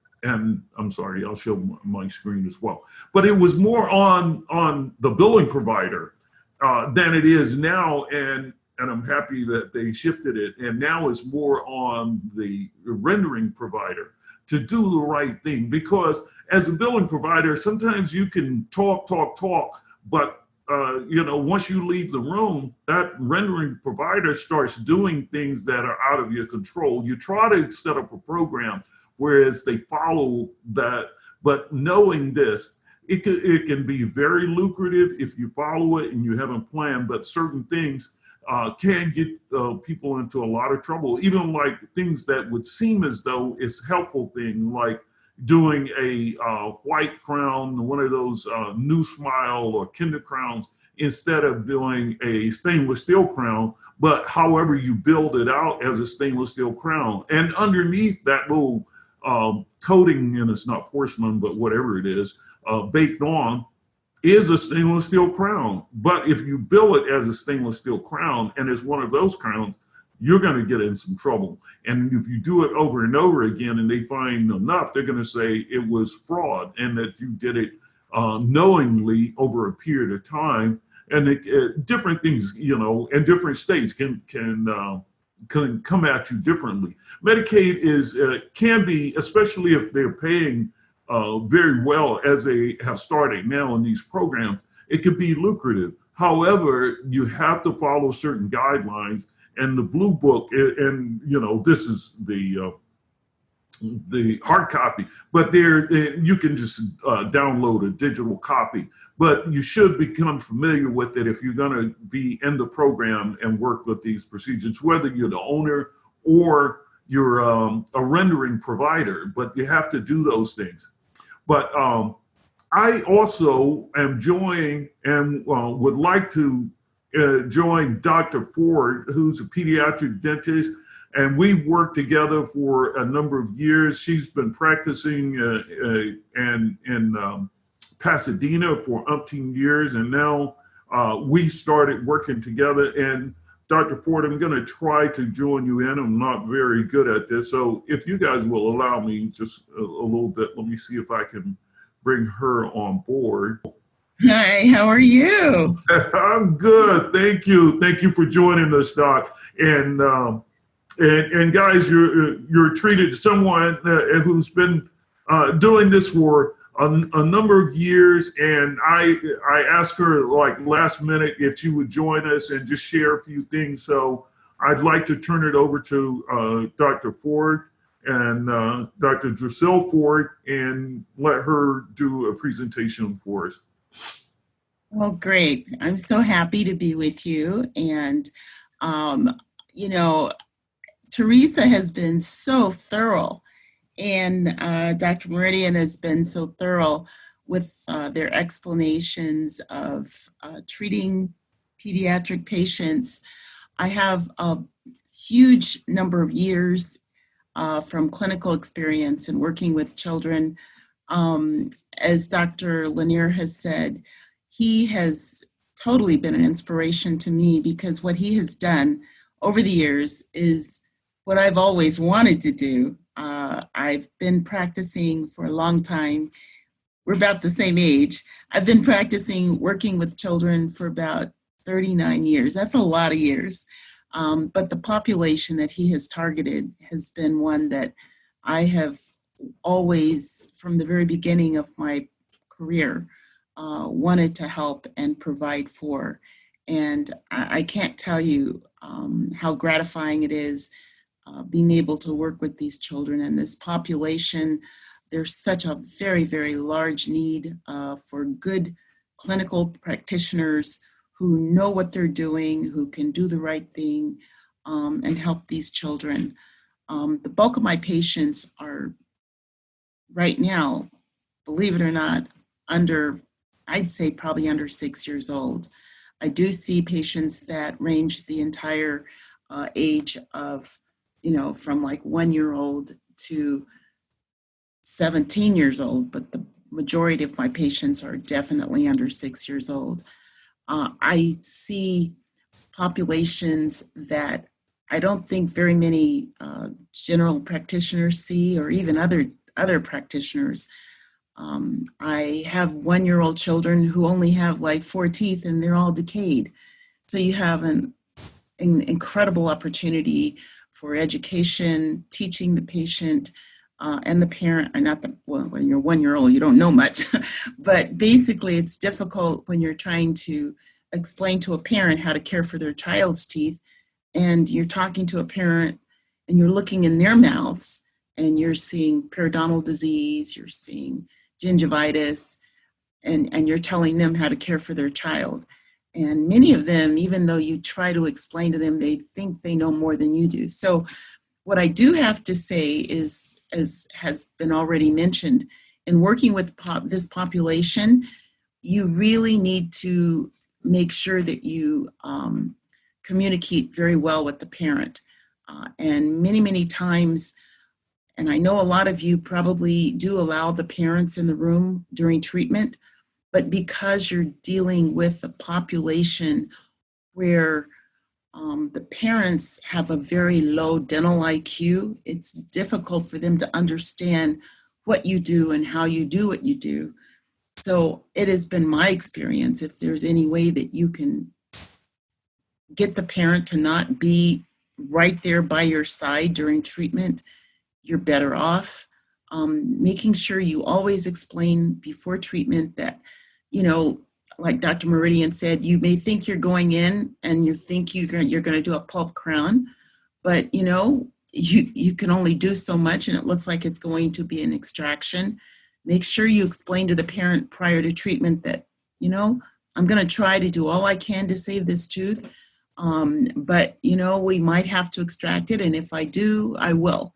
And before you get started, and the communication is just so important to make sure that you get into that before. And then the other thing that I've noticed, especially with the dealing with the population that I deal with, many of the children or many of the parents only speak Spanish. So you have to make sure that you have an assistant who is very good in translating what you're saying in their language so that they understand what you're doing. Because I've had a lot of problems because I don't speak fluent Spanish. I depend on my assistant. And if they don't translate it the way it should be translated, then they're going to come and get angry with you. So I had a parent who wanted to have, white crowns, kinder crowns. And that wasn't translated to me. And this child had just gross decay. And it was impossible to literally do kinder crowns because I didn't have enough tooth structure to work with. When you have a massive decay, especially on anterior teeth, having a silver crown that you can crimp at the gingival margins to hold on to what little bit of tooth you might have left is very important. And when you're trying to do a kinder crown, you need a little more tooth structure to work with. Well, that wasn't communicated to the parent. Parent was upset because the child came out with silver crowns. The parent expected kinder crowns, which I never, ever expected to do, but it wasn't communicated to the parent prior to treatment. So just make sure you have an assistant who is able to communicate what you plan on doing, and that if it's a Spanish-speaking parent, that's in the, when they sign the consent forms, that it is in Spanish, that the parent understands completely what's going on prior to treatment. Now, I've put one patient that I wanted to show you. I just saw this patient last week, believe it or not, it was October the 26th. But I wanted you to see the amount of decay on this child. This is classic, and this is what I do every day almost. Just look at how deep the lesions are, anterior teeth. And, it's really very challenging as a practitioner because some of these kids come in, they've never seen a dentist, rampant decay, and you really, really don't want to go in pulling everything because then they have no teeth to eat with or to talk with. So you do what you can. So one of the things that I wanted you to look at with these x-rays is notice you really need bite wings. And that's another thing that's kind of difficult to get, especially if you don't have the 6-year molars in. But if you can actually see the level of the bone and the depth of the decay, if you can get underneath the decay and seal the tooth and not get into the furcation, even though it looks risky, you'd be surprised how frequently that actually works. And again, it takes a lot of experience to kind of know when you can save a tooth and when you cannot save a tooth. But believe it or not, I've been very successful. Even these anterior teeth, look at them, you can see that there's hardly no coronal part of the tooth left. But if you look, there's no apical abscess and the apex is closed. So as long as you got a really nice apex, the apex is closed. You know, I have gone in with a nice diamond, remove the decay, and make sure not only do you remove the decay, but for the anteriors, you've got to make sure you do a really good pulpectomy, remove all of the pulp tissue. You want to, you know, I use peroxide to wash it out, flush it out, dry it, clean it, and then fill it with Vitapex. But you want to make sure that you remove the pulp tissue, not only for anteriors, but also when you're doing a posterior crown. Make sure you go down to the pulpal floor, try to remove as much of the pulp tissue as you can, if you can. And as Dr. Meridian said, if it continues to bleed after you've removed the pulp tissue, it's not a good candidate for pulpotomy for posterior molars. But for anterior teeth, do a good pulpectomy, do a nice stainless steel crown. Don't be too courageous. Like I said, kinder crowns don't work well when you don't have much tooth structure to hold on to. But I was able to do pulpectomy, stainless steel crowns on these teeth. And I've done them many, many times in the past, and you'd be surprised. They work fine. They do last. I also wanted to make sure that I explained to when you're billing, make sure you do a narrative.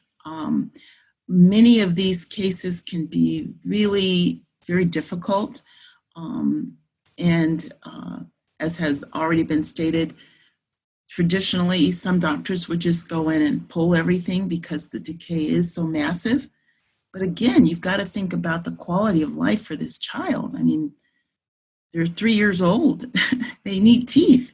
So you do what you can, and you write that down. You put it in a narrative and you explain, the massive amount of decay, and that you're trying to preserve as much tooth structure as you can so that the tooth will survive maybe 3 years until you get a couple more permanent.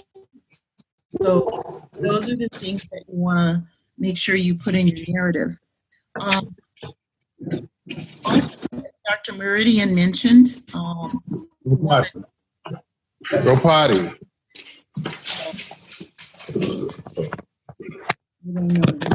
There's somebody else. But what you want to do is when you're reducing the tooth structure for fillings, and you have a mouth that's dirty, and when I say dirty, I mean a lot of decay, go ahead and put on a stainless steel crown instead of a filling, because you know that even though your best efforts of telling that parent and child on how to brush and floss probably isn't going to happen. And many times you will never even see that child again for not 6 months, maybe it'll be a year, even more. So what you want to do is, if you see like even an MO, even if you could do a filling, go ahead and put a stainless steel crown, do a narrative, and explain why you did that, especially given the fact that there is so much rampant decay in this child's mouth, and you will get paid. So I wanted to mention that. Also, be careful again about doing the composites because they don't usually last. Do a crown and explain to the parent that even though you could do a composite filling, probably won't work. And again, explaining to the parent, and a narrative will do it for you. I think I've already mentioned this. Make sure you extract if you're too close to the furcation. You don't want to get close to that, and if you don't have enough bone to seal the decay, structure to seal it with a crown, just extract it. And let's see, what else? And make sure that the apex, oh yeah, that's the other thing. I've done a lot of anterior crowns on primary teeth where the apex is actually open. I have been very successful in just doing stainless steel crowns and no pulpectomies on anterior teeth. Take a really nice thin diamond, remove the decay. Sometimes even if you spoon it, and if you're not close to the pulp, you can just slide a nice stainless steel crown on. That will hold on to that primary tooth, and you won't even have any infection, no abscesses, no nothing, and that permanent tooth is good to go. So, but get a nice thin diamond, and that works really, really well. Not the bulky one, the thin one that's got a nice point on it, and you can go in and prepare your tooth and slide a crown on, and you're good. No pulp involvement. Let's see. And other than that, the only other thing that I would add, I've said it once, and that is try to be careful with having parents in the room because they don't understand what you do or how you do it. But if you do have them in the room, make sure you explain what you're doing while you're doing it, and also know that the child is aware that their parent is in the room, and their actions many times will play to their parent and make it very difficult for treatment as well as prolonging your treatment time. So when you go in and you're thinking you're going to do one pulp crown, it's going to extend your treatment time if usually the parent is in the room and they're interacting with their child. So that can be if it's possible to get the parent out, good, do it. If not, then you got to make sure you communicate with that parent and realize not only do you have one parent, the child as a patient, the parent is also there. So you've got two people to deal with. Make sure you have a good assistant who knows how to help you, suctioning. And I've been able to be pretty successful with some very small, like if I have like a small filling on maybe a very young child, I actually have the parent hold the child in their lap with a good assistant, and I can get in and get out and do the treatment quickly without having too much trouble.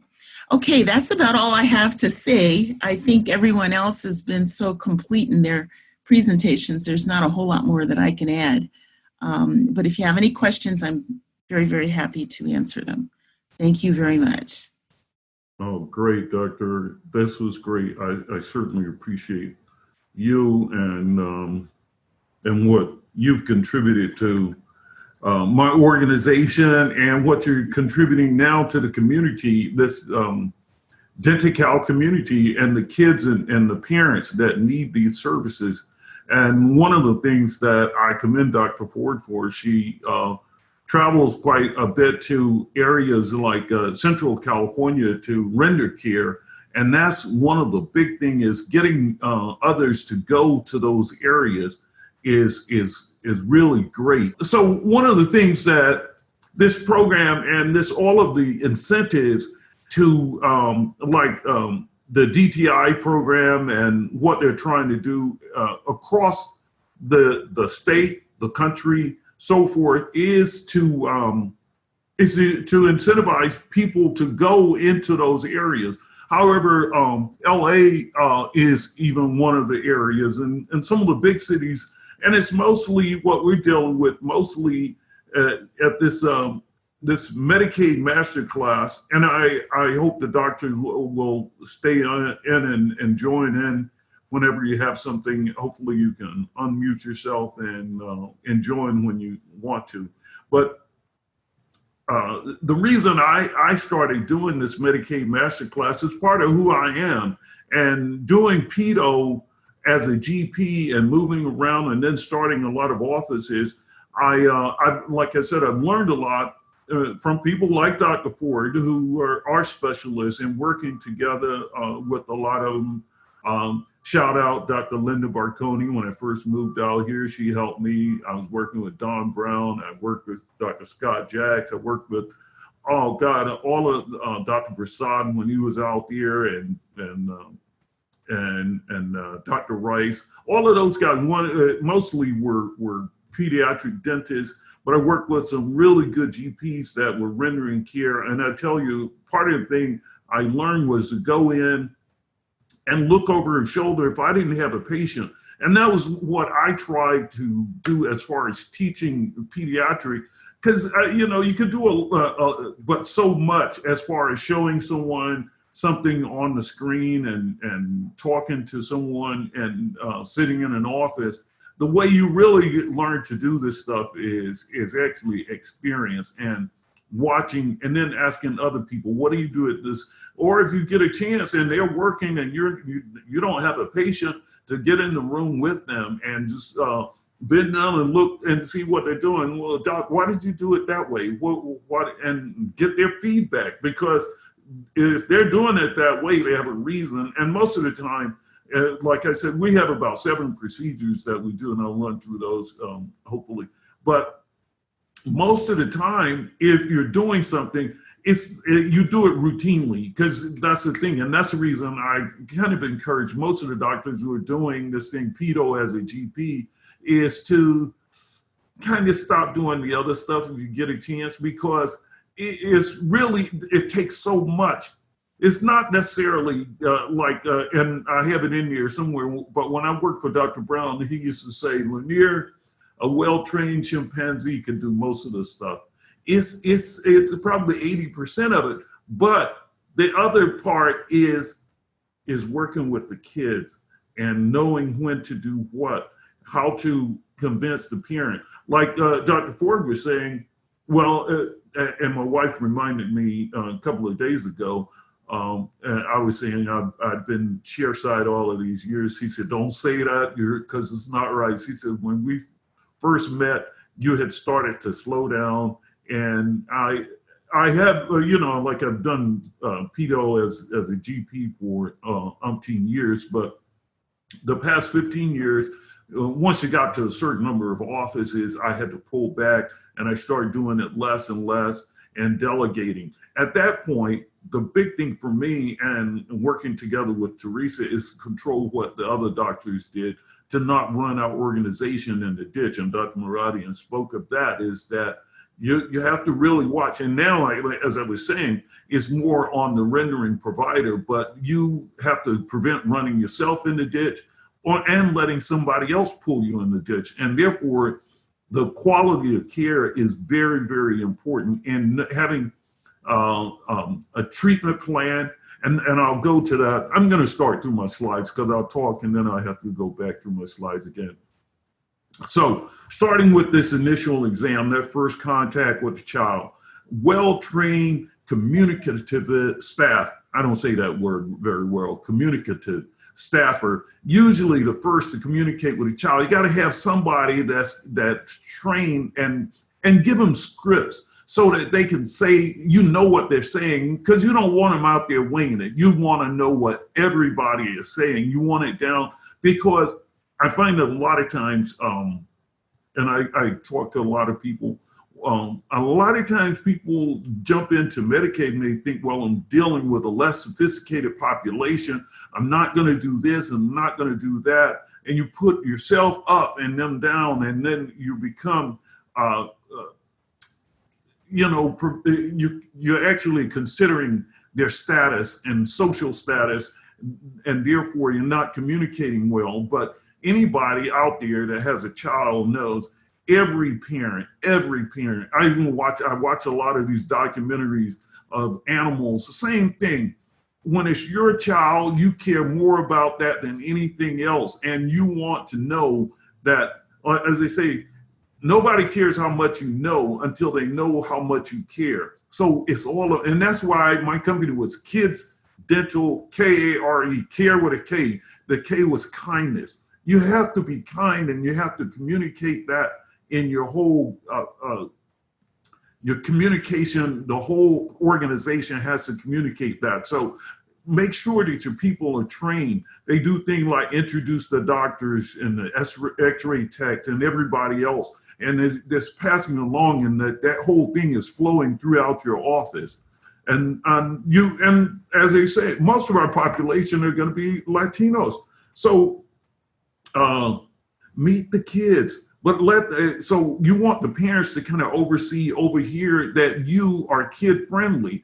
And it's not that hard to get a few words of Espanol. You know, you have to hablar poquito, you know, hablo poquito Espanol. No, you don't have to speak a whole bunch of, well, once a person understands that you're saying certain things, anybody, habla la boca and so forth, it's easy. You can learn that and you can do it. And parents appreciate, wow, this doctor is trying. And try to be friendly. I know sometimes people say, well, I'm just not like that, doctor. Well, you need to find something else to do. If you're going to work with kids and you're not kid friendly, get the hell out, do something else, you know, become a mechanic, a lawyer or something. But this is working with kids. You know, and there's a component, adult dentistry. Do adult dentistry. But if you're going to work with kids, you got to learn to sell the parent on your ability to communicate and be friendly and caring about their child. So you try certain things and people will appreciate that. Know who you're dealing with and know how and what their expectations are. But I can tell you from anybody's perspective, a parent is a parent is a parent. And they care and they watch and they see and they know how much you care. And that brings me to another thing about, and then I'll come back to that, the parent in the room, that was the only thing, consent for treatment. I kind of wanted, my slides may be slightly out of sequence here, but what I'm looking for, okay, I think it's here, but then I have to come back. But you want good x-rays. You need a team that understands, and using these hard sensors, it takes a well-trained team to take these x-rays. I know because even though I kind of stepped away the past few years from doing any clinical, I know it's harder to get x-rays using sensors, but everything has moved to digital now. And you really need those x-rays, and I'll go here. The diagnosing, that's the importance of good x-rays. That's what I wanted, this slide. So I'm going to kind of go back and then I'll go here and then I'll go back. So the importance on good diagnosis, quality diagnostic x-rays, you got to have that. And especially dealing with Denti-Cal, they want to know, and then they also want that narrative that Dr. Ford spoke about, comments. You have to write your comments, you have to write a narrative, and therefore you have to know what their expectations are, how you're going to write something.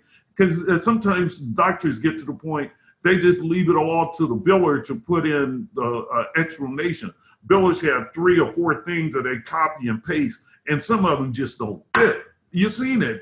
It just doesn't fit, and it's just stupid to even allow somebody. If you're the doctor, like Dr. Moradian said, it's your license. You have to write your own narratives. You have to know what it is that, and what's the reason that you're doing this? You have to understand, like Teresa said, if it's something that's an emergency procedure, you have to know if you're billing that, you can't bill anything else for that day. If you're going to do something and you want to do some other treatment, but there's something you think is an emergency and you could throw it in. You know, you're already there. Go ahead and treat or whatever, open in med.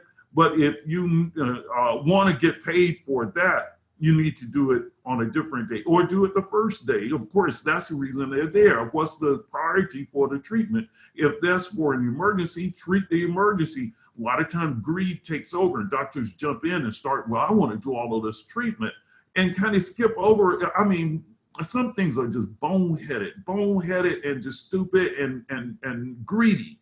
And greed is the thing I think that clouds and makes it really hard. Because a lot of times people think, well, I'll just take advantage of a program. But as you can see now, even people can be pulled up on something really quick if they are actually just being greedy. So you have to understand what is going on and you have to write a narrative for it. Because other thing is this, the parent, standardizing the treatment is the most important among if you have multiple doctors treating, you want them to speak the same language and diagnose the same thing. You shouldn't be diagnosing fillings and I'm diagnosing pulp SSCs. It just, because one, now I come back, you diagnose fillings and I come back and see, wow, There's no way in the hell I could put fillings on top of this. I'm going to have to do pulp crown here, pulp crown there. And then you got to say, go bring the the parent, let's sit and go through this. Now the parent has two different diagnoses. And I'm not going to do fillings here. And so somebody is wrong. And that's when the parent gets confused, somebody's lying or somebody doesn't know what they're doing. What should I think? Maybe I shouldn't be at this place. So I think that's the basic place where you start. Anybody is fairly new at it. You've got to follow someone who's really good at diagnosing. That's the first thing. If you get the diagnosing right, now the only thing you have to work on is getting your treatment to conform to your diagnosing. And if it's not working, then maybe you're not diagnosing right. But I'm telling you, if you don't start with accurate and good diagnosis, you're kind of all over the place. So therefore, how I had it set up with kids dental care is I always wanted to get anyone that's new, even though they tell me they've been working, I wanted to get them with my veteran doctors first so that I could see how to diagnose. I want to see the diagnosing, and then I can look at the treatment. So first we want to see, because we should standardize that. Now we could be in agreement and we don't have the staff, the patient, the parent, everybody kind of confused about it. So just wanted to go to that fact. Now I'm trying to go back and find where I was and talk about what I was doing. I jump around. Right here, a parent in the room with treatment. So I'm old school, and like Dr. Ford would say, me personally, this is just an X-ray I found online, so don't worry. But the thing, a parent in the room, occasionally, but most of the time that I treat it, I think I'm convincing enough. I have a sales background. I always ask the parent to wait in the front. I understand now that very few cases, talking to Dr. Maradian, almost all of the parents are in the room, and most of the younger doctors now and the places are allowing the parents to be in the room. I find it very hard, and for that, especially if they're and you wouldn't want them in there if they're under GA. You don't really need them in there if you're doing something, if you're just using local or even a mild sedative, because it's hard for them to understand. So the way you have to do it, you have to exude confidence, and then the parent has to feel comfortable with you. Now you could go, and after you've had that communication and you talk to the parent, this is where the skill set comes in. Like I said, 90%, 80% of it, a well-trained chimpanzee can do, make a circumferential prep around just, supracoronal kind of thing, and a supragingival prep. But the thing that comes is communicating with the parent and getting them to trust and believe you. Trust. Now, if they trust you, they'll go have a seat. And my thing was, I was always, I'm going to take about, now I always use my watch. It's going to take me about 45 minutes. Shirley's going to be here in the room with us. And I allow the parent to help wrap if we're using the papoose board. Now, here's the thing. Now that the state is paying for general anesthesia, and you can get anesthesiologists, if I'm doing new places, I would definitely bring in anesthesiologists for certain cases. But there's a certain amount of overkill. I've seen it happen where people bring in anesthesiologists to extract E and F. Now, to me, it's overkill. I think because I have kids, I wouldn't want my child put under just to extract and then have conical roots. And as soon as I put something there, they're numb and they're gone. So, I mean, if you're doing it for the money, it's the wrong thing. If you're doing it to aid the patient and to aid the care that you're rendering, then I think it's a good thing. But just know and do it when you know it's needed. And like she was saying, if it's a whole mouthful of treatment, you want the child out and you want to be able to do everything quick, and I used some sedatives, oral sedatives myself. But as far as you working with GA, I did not. But from my understanding, it's like working on a typodon, and that you want. But you don't want it on every child just because, if they pay for it. Because after a while, everything that you do is input into a computer. And the computers are set to read certain things. And if they see certain things that don't correspond, after a while, it starts to flag you as a person that is abusive. And you start to pop up, especially if it's unnecessary treatment, things like that. But the parent in the room, back to my slide here, parent in the room wasn't a thing that I was comfortable with. And I was able, because that's what I had always done. I was just the expectation. And when I would tell them, if you wait in the front, we'll have your child out in about 45 minutes. And I would also say, this is the only thing I do. I don't even cut my grass. This is all I do every day, and I'm pretty good at it. And if you'll trust me, I'll take very good care. Shirley and I will have them out in just a few. If you just have a seat, watch a little TV and relax yourself, we can have your child out. And it worked. But you have to be, I mean, now if you're not thinking that it's going to work, then the parent's sitting there looking at you, and now you're all nervous. So I can understand someone who can't sell it. I have a sales background. I think I can sell. I could probably still sell someone on that, but I can understand if you don't. So work with that. Consent for treatment. I'm just going through some things, and if you guys have something you want to join in, just let me know. I have to figure out how to turn your microphone back on, but let me know if you want to join in, doctors. Or Teresa or Brent. But I'm going to go through my slides here, and some I'll skip and some I'll come back. So excuse me for jumping around. Consent for treatment. Accepting your treatment plan. Do nothing. And Dr. Muradian talked about, don't do anything until you get signed consent. This is it. If you want to change something, send them back. Sign the consent form. The parent has to know, and they have to give you not just the oral consent. It has to be a signed consent. And when it's technical stuff, but when you're working with anything that has to do with the feds, you want to dot all the I's across the T's. Make sure you're doing it right. And so just follow the plan. I'm telling you, it could be a lucrative, very lucrative thing, but you have to know what you're doing and have someone with you that knows what they're doing and advising. And now you have a team, and you form a team. And all of the people like you see that are joining me, these are my friends and the people that I work with, and we form that team.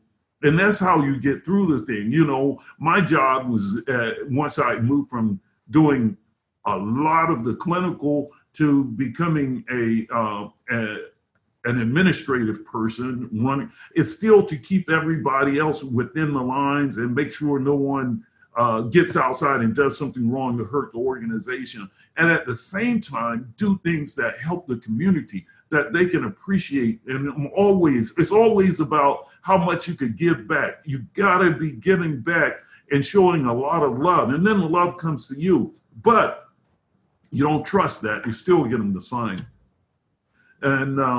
And how do you comfort high anxiety parents or child? Some of these are questions that Teresa, I think, submitted to me some time back for a presentation. So I decided to keep some of it. But try everything in your repertoire. Beg, go through everything that you have to try to comfort these high anxiety. And if you don't, in the meds, you got to bring in the anesthesiologist. But the thing is to have some verbal skills, and if you find that certain things work, and over time it becomes script. And because the world's a stage and we're all actors, and that's how, as a doctor, you can do this thing, because as I say, if you limit what you do to about 7 or 8 procedures, including the education, and I'll go through those. But if you limit what you do, now the other thing you have to worry about is just your communication. And if you do your communication in scripts, it could be 2 or 3 things, but that you might have to answer this type of question or whatever. Or if a parent comes with high anxiety about this, you have certain ways, and you do it the same pretty much every time. It just, after a while, it becomes natural. But first, you may have to practice it. But find out what other people do. If you haven't been doing it, find out how they handle these things. and then you try to use that. And some people do it better than others, so and that's, even though, as an owner dentist, I would like a person to just stay and work at my office forever. It's good sometimes. Well, the thing we have multiple offices. It gives a person a chance to work in different locations with different doctors that are doing the same thing, and get a perspective on. So I like the way this one does it, but I like the way she presented more with the parent and so forth. Now, after a while, you have your own thing, and it becomes you. So you have to do those. And then there are words or phrases that are just taboo. You should never use with a child. We've had all kinds of things that doctors have come in, with some of the craziest things. You almost want to hit them across the head with a bat. They come in and say something like, if you don't stop, I'm going to stick you with a needle or something. Like, doctor, you don't need to come again. It's just, sometimes it's just stupid. It's crazy stuff that can happen that doctors will do. But there's so many words and phrases I can't get into, but certain things you shouldn't say. And there are words or phrases that are essential that you should always use, kindness type of words, introducing yourself, is saying good things about the kid. I learned that from Dr. Don Brown, is that you could not dismiss a child without you coming to the front and talking with the parent and excuse, you would be the one to dismiss the child, and you would always say something nice. He cried a lot, but he's a very good kid. You say, and the child did. He cried a lot, but it probably is a very good kid. But you got to find something nice to say, because, like I said, they're parents and they want to know they entrusted you with their child. Come out and say something pleasant, and don't come out, like, damn, this is difficult. Your child is very, I mean, you'll be surprised. People say anything. And so as the owner doctor, you have to know what even the doctors are going to say. You have to be able to give them some scripts. And because a lot of times people aren't trained to do certain things because, and maybe people, certain ones are GPs that haven't gone through the pediatric dentistry program, so they don't really have that skill set yet. But you have to get it somehow if you're going to work with kids. And I've seen it. Some people do it extremely well, and others don't. And also just complimenting the parent, anything that gets you started to the point where you gain the trust that they trust you with their child, and they, in order to do so, they need to see something in you that shows them that, yeah, I could trust this person. I like that person. My child likes this person. Now, and you don't say anything taboo or crazy. You're using certain scripts. You're doing everything. You have your staff trained to work together on that. Anyway, and I mentioned this one, the radiographs. This one is kind of blurred, but just the designs now for kids, child-friendly environment, just everything from the waiting area can be done now so nicely that people and kids enjoy it, And the thing is, if you make dentistry to the point whereas the ones that are caring for them, because of course with dentistry, it's not the most pleasant procedure. So and even starting, like I said, with these hard X-rays, then it's not pleasant. You got to have somebody who is taking X-rays that's trained to be kid friendly, rather than saying, "Stop it, just hold your mouth on it," Because I can imagine, it's been a long time since I've taken X-rays. But I know when the child doesn't want to close, you're trying to get those, or someone gags and they can get frustrated. But you have to know what your technicians are saying. What are your X-ray teams? What's the scripts that they use? And because you can't have people out there just freelancing, and it's not like jazz. You're not at liberty to just play through the changes. You have to know exactly, you're playing straight from the hymn notes. You're going straight there. So everything should be laid out, scripted, and so forth. And that's for best results.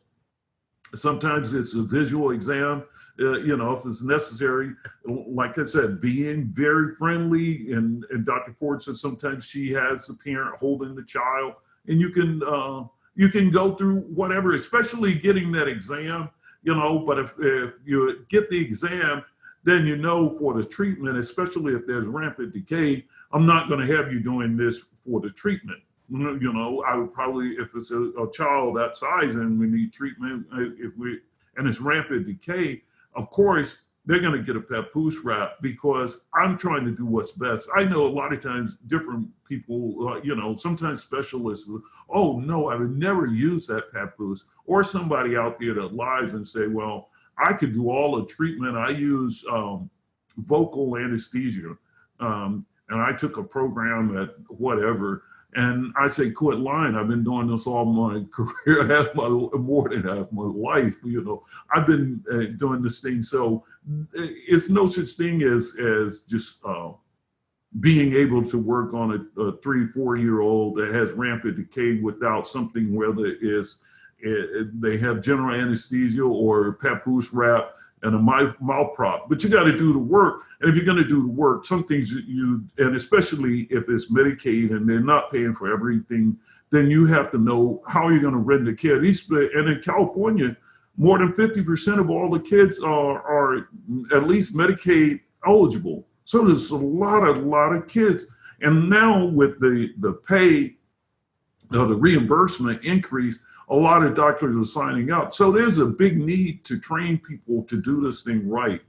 And this was something, I know these are slides from Teresa, but I assume that everything is still the same under 4 years old, and they don't necessarily have to if it's certain things, x-ray quantity, and I can maybe later let her explain. Should not be too much variation from one dentist to another in diagnosis treatment plan. We went over that. But there are certain things if you're not going to get x-rays, you're going to do work. If they're under 4, you still have to write a narrative why you didn't get it. You can't just not get it and not get it anytime. You have to try. And if you get one, and then I think an IOP, intraoral photograph, then that suffices. And I'll find out either Dr. Maradi or Teresa can help me at the end here with that. But we do have something here. I know she put that in for me. The dental restoration with children underage. All of it is in the SB 1403. So if you want to know, just pull it up, read it. It's before doing something and getting it wrong, just read the laws as it applies. And just follow whatever they say. That's why I say the Blue Book is the Bible. It's in the Blue Book, and then you get these bulletins, I guess, every month, and the updates. Somebody has to keep up with that. And if you are with your head down and you're drilling and field and extract and space maintainer all day, you need someone that's telling you, when we do this, we're going to have to get an x-ray, a pre-op and a post-op, or you can't do this before. Because someone has to be reading and going to those meetings and giving you the understanding of what is allowed and what isn't allowed. So I went through this on the good diagnosing and x-rays so that we have standardized the same treatment plan, we see the same thing. And the reason I go over this is now it's less and less that you're a solo practitioner. Almost everyone is in group practices, and especially seeing the Medicaid population, they're not going to see the same doctor each time in most of these larger practices. You might see Dr. X today, Dr. Y tomorrow, but the thing is, if the standardized diagnosing and the standardized treatment is the same, and your characters are the same, then the parent doesn't mind as much, because I like that place. I like the staff. Staff has to be good too and sell the doctors, but the staff can only go so far, because after a while, if you have great staff, and as one of my doctors was great, this guy had clinical skills, and sometimes he was good and had great days with everybody. And then some days he was like really, attitude just gone. And I remember a patient who said, that doctor's an asshole. I'm not coming back here if I have to see him. And, you know, it was a friend of mine. We had a lot of talks, but you can't have people thinking that you're an asshole and expecting to keep coming back, because people have options, or at least in places like LA, more out in rural areas, they may not have an option, but you can't abuse and take advantage of a person just because you're the only game in town. So I didn't get a good picture here, but important, you got to have good bite wings, because you can't diagnose interproximal lesions from a PA. You have to have bite wings. I think that's part of the requirement for almost anything. You have to have good bite wings. And I know a lot of times kids move, so forth, but you got to have someone there that has the skills, the X-ray skills, to be able to take those X-rays. And sometimes we've had because we rotated dental assistants through X-rays. No one wants to be on X-rays all the time, so we rotate. And I find that sometimes people would take bad X-rays just so they could get it taken off of X-rays, you know, because we'd say, you know, so is so bad, don't even put her on X-rays anymore. And really knowing that's probably the reason that she does that, so she doesn't have to be on X-rays. But you have to figure that out. But you gotta have good X-rays. Then the intraoral photographs, if you don't have good X-rays, you still got to be able, you have to be able to write a narrative. You have to have some backup. So documentation. That is huge. You have to be able to document what it is that if they have questions about it and you don't have anything to show, you don't have an X-ray, you don't have your IOPs, you got nothing, and now you're in trouble. And they said, well, we're not going to pay for it, and it's assumed that you're doing unnecessary treatment. Diagnosis on primary teeth. I think Dr. Ford was showing some X-rays.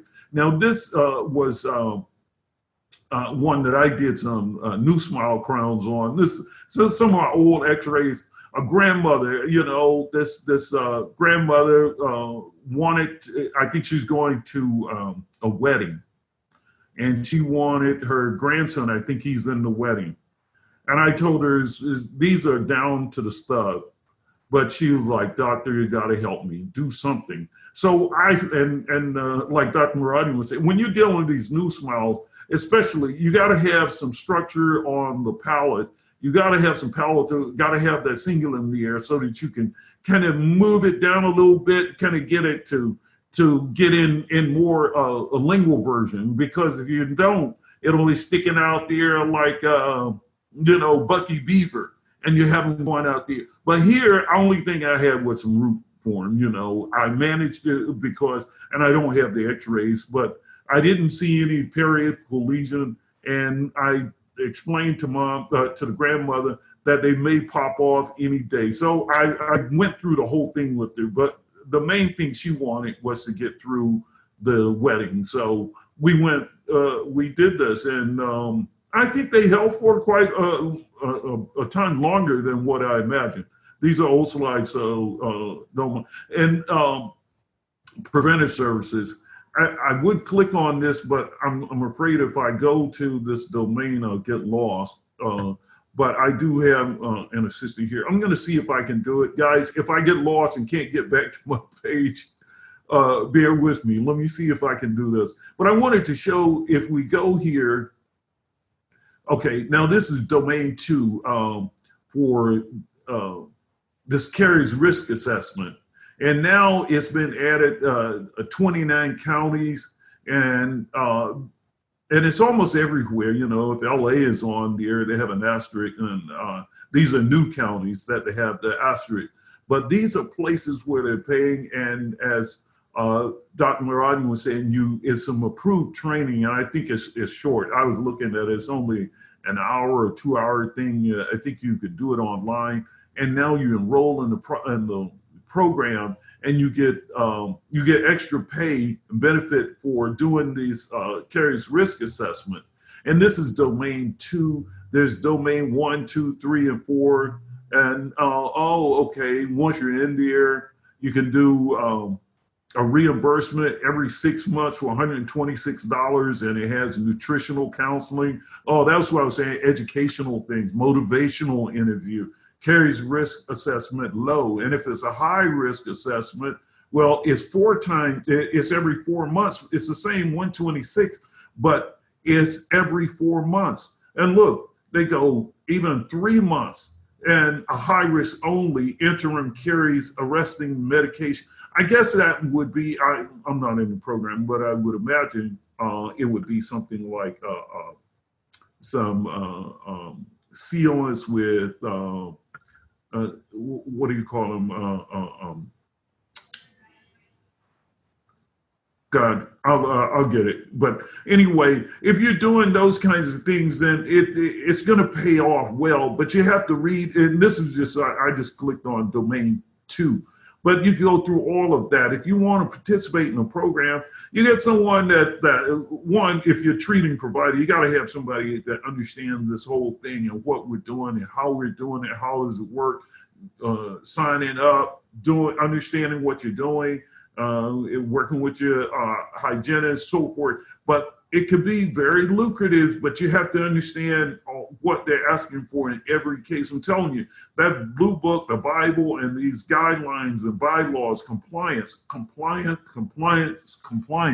That's what has gotten people into a lot of trouble, is they don't comply, And it's like, if you're driving, if you're going down certain highways, you know that you could get ticketed if you're going, on a 35 and you're going 65, like, well, I don't really read signs. Yeah, well, you can get in trouble anyway. It doesn't matter. Ignorance is no excuse. And they're pretty much like this. I'm not trying to discourage anybody. I want to encourage you to participate in the program. But the thing is, I want you to beware. First, I want to warn you. And sometimes people would think, well, if it's all of that, maybe I don't want to participate. I'm telling you, though, it's lucrative in that, one, unlike with insurance, sometimes when you don't know whether they're going to pay or you don't get paid and you're trying to collect from from the patient, and sometimes they cash your check or whatever, and you wait. Most of the stuff really don't require any kind of pre-authorization. And if you're following the guidelines, you're going to get paid at the rate that you're asking. You just do it right and stay within the lines and do it the way they say. You're going to get paid for it and get paid well. So the things that they're really encouraging now is preventive. These prophies, the fluoride, the sealants, and my mind still can't go there. This word I'm searching for, the varnish. It's fluoride varnish. That's the one, the last long lasting. I don't know whether that was the one that they were asking about on the last thing, but a fluoride varnish, so forth. But a lot of things that are preventive, because that's the program is to render more preventive services. And because of that, if you have someone that is fairly new, most dentists, recent grads, can even do prophies and fluoride and sealants and those kinds of things. You put them there first, then you teach them to diagnose like Dr. X. Everything you see that is this, then we do it this way. We don't do that. And after a while, they get used to it, and now they're diagnosing well. Then you give them smaller treatment. And from there, you start add a little bit. It's like Dr. Maradi was saying, though, when you first start, don't jump in over your head thinking that you could keep up. If you take a quadrant or something, or, don't try to do a full mouth if you just, because a lot of times people are comparing what the other doctors are producing versus them. You got somebody with 6, 7, 8 years of experience versus someone with 6 weeks or 6 months of experience. There's going to be a lot of difference, and there are things that pop up. And when someone starts to push you and expect you to get out of there, the parents are waiting. They want their child back. The child wants you to get out of their mouth. And now you're there, you've been on that same quadrant for an hour and a half. It's time And then we have to knock on the door. Doctor, you need some help? And, you know, then they don't want any help. Well, I had a young doctor, recent graduate. I remember I interviewed him in Hollywood, and I sent him, you know, to see how he would perform, and, you know, pretty much where I expected as a recent graduate. So I had a pediatric dentist working in my East LA office, and I said, well, here's what I would recommend. This doctor comes in at this time, and I won't schedule you a lot of patients. You could do exams in the mornings, and in the mornings, follow him, shadow him, and make sure you find out everything, and just stay and go in the room every chance you get. And really, he was so insulted that he was like, well, I graduated from XYZ, and we were on the mobile unit, and I treated kids before, and I don't want to do that. And you're too big for that little Porsche. And I was like, well, where the hell did that come from? Because people get all insulted, but I'm telling you, it's an opportunity to learn. Where else are you gonna, I mean, unless you want to go back and re-enroll in a pedo program, the only way you're gonna learn, and even then, pediatric dentists, when they first come out, a lot of them don't have the skill sets yet. It takes a little while. Even then, I would really recommend shadow somebody. There's nothing like experience. You can have whatever, it's like swimming. You can watch all the swimming videos you want, you know, and get in the water twice, but you still can't call yourself an experienced swimmer. You're going to take some time. So the same thing with doing pedo as a GP. You need to follow people who know. So we do these things because, you know, this is what they're pushing now. They're pushing preventive. So things like sealants and pit and fissure sealants and the fluoride treatment, this is where they are. One of the questions is sometimes, can we do treatment first visit? And the answer is yes. You know, you can start right then. If they need treatment, you know, with this, you don't need to get pre-authorization. If they're eligible. And the good thing is that most of the time, if it's something that is covered by Medicaid, if the parents trust you, they'll say, go ahead and do it. Sometimes they'll go ahead and do everything. But, you know, you have to be careful on that, because if you're doing too much treatment, you can, especially if they're not under GA, then you could kind of get in trouble doing that. So it's a limit. It's been a little while for me. I'm not going to try to tell you what that answer is. So with the papoose board, though, it's something that if you're not going to be using general anesthesia, you're seeing this population, like Dr. Ford was showing, with this high caries rate. You're not going to do that just by asking the child, no, don't raise your hand.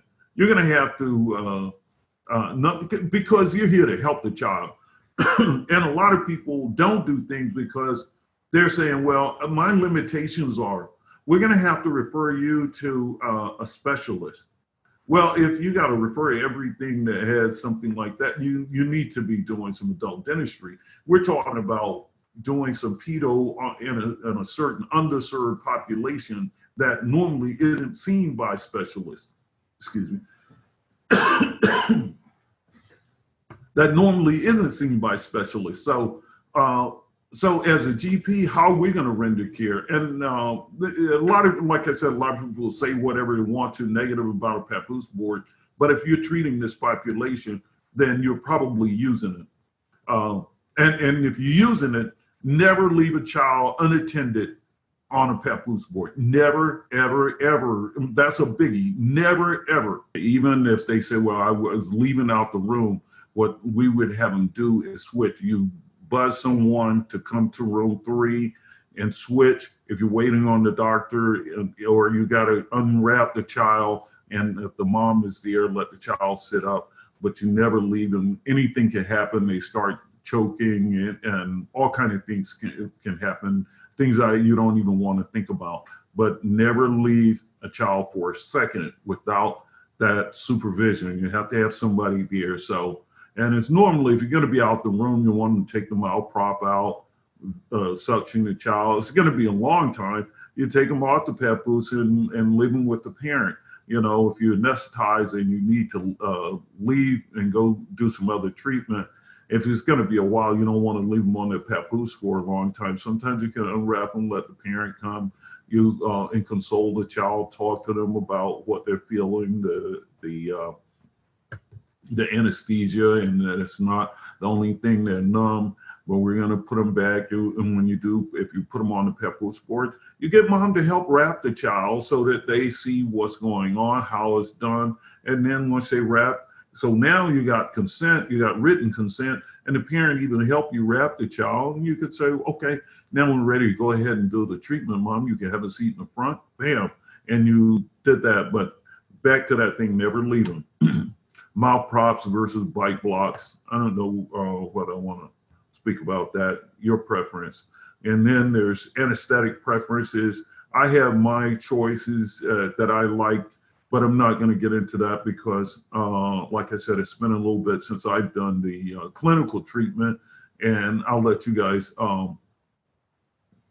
Sometimes I would use, what was it, sit nest, because it didn't burn, didn't have the same burn, but some people, I guess, could do really good injections, you know, with the topical, and probably better than I could. My preference is my preference. And if you have yours, just don't go in there and butcher your child, just stick them in, yeah, and child is screaming, you know, rushing, and don't use topical and not giving enough time to really be effective. You gotta give it enough time for the anesthetic to, and with pedo, 5 minutes at least, you know, should be enough. 3 minutes, sometimes if it's anterior, but you want to make sure that you anesthetize well. And if you're going to do prepping on, and your prep is going to go over on the palate, you may want to do a palatal block. You just got to, you know, just be sensitive and consider, if it was your child, what would you do? And if it were you, and you were feeling that, what would you want? That's the way I've always done pedo. I'm thinking, if it was my child, or if it was my cousin's kid, or something like that, you know, and that way you start doing it that way, people see through that, and they see who you are, and they say, that's the doctor I want treating my child, because they see that you care. Caring comes through. And then I put this one in here because it's sequence of treatment. I see that this MO on T had popped out, and part of S has started to recurrent decay. So wanted to do, I think maybe it's a pulp crown on one, but a sequence of treatment that has to make sense. If you're going to do restorations before extraction, now you're going to break the restoration, or upper versus lower, what side you're going to do, rather than jumping around. And I'll go back to, but I'm looking to this one. Okay, with the sequence of treatment, and somehow it's a mirror flip on it. But you see what I did there was, first I did the pulp crown on S, but it looked like I'm doing L, but it's the same two. Anyway, how did that happen? It happens.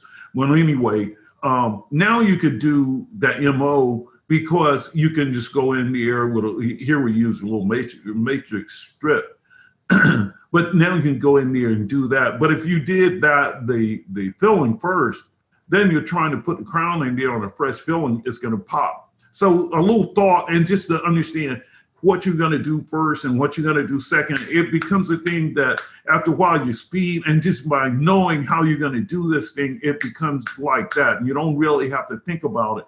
But I see that sometimes the newbies will come in and they'll start doing stuff like that. Then they'll start getting behind, and then patients start to back up, and then the assistants start, Doc, how much longer? And then you start getting more nervous, and then everything starts to fall. So, but at the beginning, you got to allow yourself, like Dr. Muradi would say, you got to pace yourself, because if you allow someone to push you too fast or expect too much from yourself, you're going to be moving faster, driving faster than your lights keep up. So you got to really slow down and just stay within your comfort zone.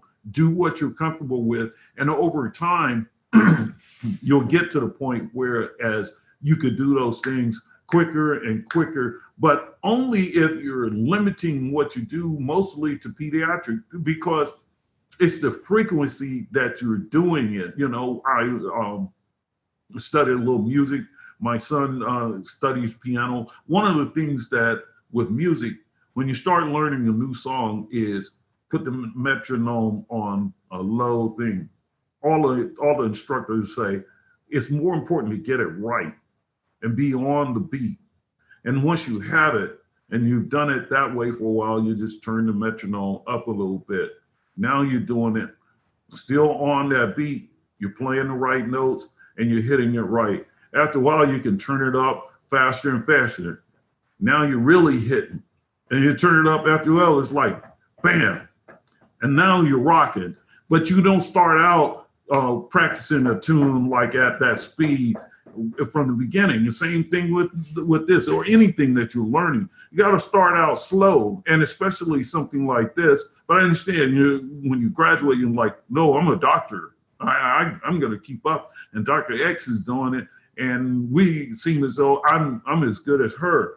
You are, but you don't have the speed or the experience yet. Experience is something, guys, I'm telling you, you can't replace it with anything else. Experience is something that cannot be replaced. You have to take time and get it. So incipient decay, well, you have to know this one, whether you want to do observe or you want to treat it. You know, this is something, and these are going back to x-rays, and this is a PA. And if you see here, now you look at this, what is this, L, DO, or S, I don't know. Anyway, if you look at the, if you go back from this, if you only had that PA, you could not have diagnosed this, because you can't diagnose caries with PAs. You have to have these bite wings. And now we see that this is, it's reached the DJ, and it's clearly a DO on the first, and it's starting to penetrate the enamel of the second primary molar. So these are things that you have to understand. If you're not doing that, they're going to be looking and saying, well, this person, and it's not the doctor. A lot of times you don't take the x-rays, it's your assistant. But you allow the assistant to give you that, and you use that for diagnosing without writing a narrative. If you don't write a narrative to say, well, child was very uncooperative, unable to get this, but you can't write so many of those, because then they'll start to see through that as well. So if you're going to actually do this thing, you got to do it right. And that's why diagnosing is huge. Here on K, when we see MO, see the next one. Okay, on L, you got a DO. So you have to have these bite wings to move. Number 12. There's another one. PA, bite wing. And you see it, the DO. You wouldn't have seen it with if you only had this to diagnose from. And it's, I know, like I said, it's the doctors. Once you start accepting certain things, then that's what they're going to give you. I remember Tony Robbins had the saying, I want to get it right, but he was saying,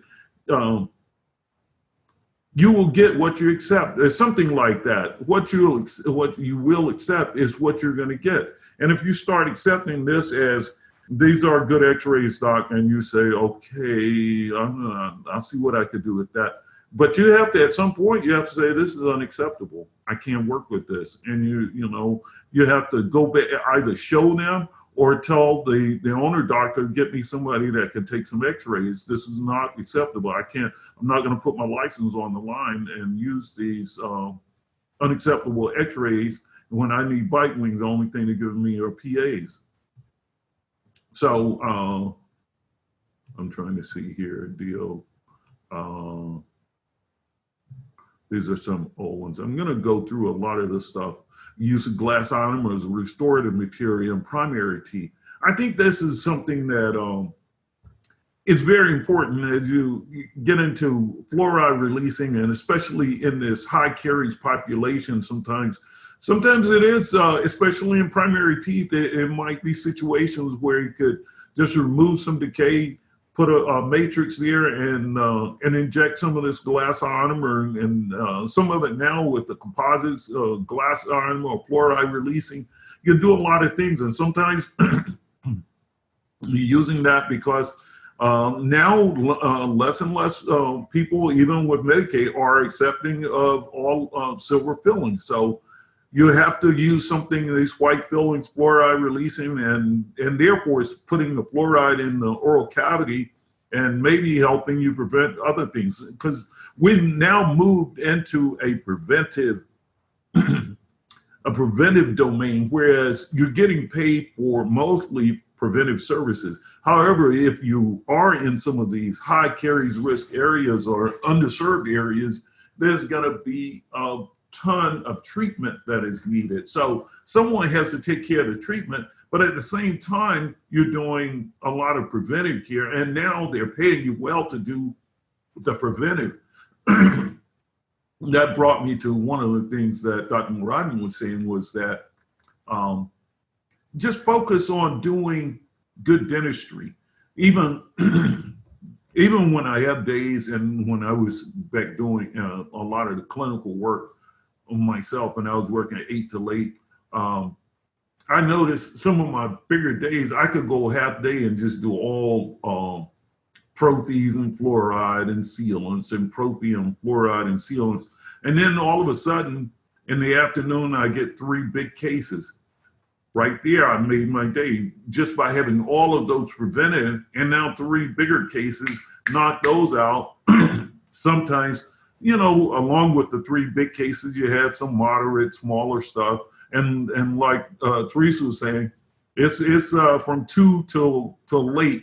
It gets me when doctors say, well, I want to work and I want to do your kids, but I want to come in at 8 and leave at 4. And there's no such universe, because there's schools, guys. Come on, schools. And I can't hire you, doctor, if you got to leave at 4 o'clock. And we're not going to be that busy at 8. You know, maybe some really private office, whereas they could take them out of school and you get paid to sit around half the day. But if we make money based on production, there's no need of me having you come in and sit around in the morning and talking to the staff and reading the newspaper or whatever. It's actually, there's a time, there's a window when kids are out of school in the evening and it's convenient for the parent. The convenience is not for the doctor, not for the staff. The convenience is, and when you're in business, the convenience is for the consumer, is for the patient to come at a time that's convenient for them. Your office and the way it's located and set up is convenient for them. The access, the parking, everything is convenient for them. Don't think about yourself, you know. And I have my license plate on my car still till today says servant. And the reason it's there is, you know, everything that's gotten me here is through giving service. And my goal is to serve the people well, to be a good servant. And if you're serving them, just give them what they want. And as that has been said, Zig Ziglar, you can have everything that you want if you'll give enough people what they want. But you got to give them what they want. You got to serve somebody. You got to serve them better than the other choices. Now you're going to have everything you want, because it's just going to come, because you're serving a lot of people. Look at Amazon. They're serving a lot of people and serving them in a better or preferential way than what most other people. So what? They're getting the business. And they're not gouging you, you know. Half the time you find things cheaper or whatever than you could at the store, but it's convenient. It's convenient to work with something, and you wake up at 2 o'clock in the morning, you want to order all of the stuff and have it there next day. It's convenient for the patient. So I get off onto deep diatribe on this stuff, but yeah, you have to really make it convenient. What base tend to work best in deep caries? That's a question you have to ask yourself. But composites with close proximity to the pulp tissue, horns. You don't want to put acid on it. You're going to have to put a base in there if you're really going to go in, and you got to know how close you want to get. If you're going to do a filling or a pulpotomy, you have to excuse my slides. I got wiped out. Once I sold my company and I sold my the kids' dental care email. Well, actually, I had everything on Google Drive, and it got wiped out. I thought because I had them on other emails as well, but it lost. Here, bottle caries, soft enamel, possible pulps, need crowns on all four. And only like the doctors were saying, it could be white crowns or it could be stainless steel, but you got to put something on there. You're not going to be able to put any kind of composites or whatever. This is a case where it's, this one. This is that number 40 file doing the pulpotomies here, the pulpectomy, I'm sorry. So you're debriding the canal, and then you're going to use a little peroxide, wash it well, and clean the canal. But I would now I would use floss and have floss hanging for all of these. Even though I use a little throat pack to protect it, I'd say don't ever do it like this. I have my assistant always put some floss, thread some floss through there and leave 14, 16 inches hanging over the side just in case, but never do anything without having something there, throat pack and so forth. But yeah, you have to be very careful. Another thing about this, you see the complete circumferential prep. I messed that up, circumferential prep. And I got a little bit on the palate, you see. It may, I'm trying to remember because it doesn't show the crown. But obviously with this one, maybe I was doing a white crown because I prepped it more on the cingulate so that it can lean back towards the palate more. Like I said, these are hard. So I normally, if I have a larger office and doctors there, multiple doctors, I don't let a new doctor come in and try to do the new smile or kinder crowns because I don't want them walking out of there looking bad. I've had patients that go out and then the parents call and threatening to go to the board, and I have to bring them back and get someone else to take them off and redo it. So yeah, be careful on on that. Learn what you and the only way to do it, see someone else do it, then you try it once or twice, but don't jump in and think that it's just so easy peasy. You're gonna have to get your technique down, just like with anything else. So easy pulp prep and fit your SSCs. So with the pulp prep, of course, you're removing all of, you're opening up so you can actually see the pulp horns. But do be careful. I see some doctors tend to perforate quite a bit. Once you perforate, that's extraction. There's nothing you can do. You perforate the bifurcation area or whatever. You go through the floor, just removing the pulp chamber, and then you expose it, and then just you can either scoop it out. Sometimes just the diamond, if you're just touching the pulp horn, and then wash it out and debride it, wash it, put your medicament in there, the Vitapex or whatever you're using, and fit the crown. And in this case, we probably, I don't know whether we lost the space already, whether it would fit a space maintainer. Which if we were, we'd fit it around the crown, but I don't know whether we did. Pulpectomy versus pulpotomy. Pulpectomy always is an anterior tooth, always a pulpectomy. We're not doing pulpotomies on anterior teeth. How deep or how close to the pulp you are comfortable attempting to place a restoration without doing a pulpotomy. So pulpotomy is on permanent teeth also, versus a pulpectomy. Sometimes when you're working with certain populations, there's certain things you're trying to do, even to get apexification. With some, if they had insurance and you could just send them to a specialist, maybe you would. But sometimes the apices are open and you just want to see if you can get that to close, come back and do some things.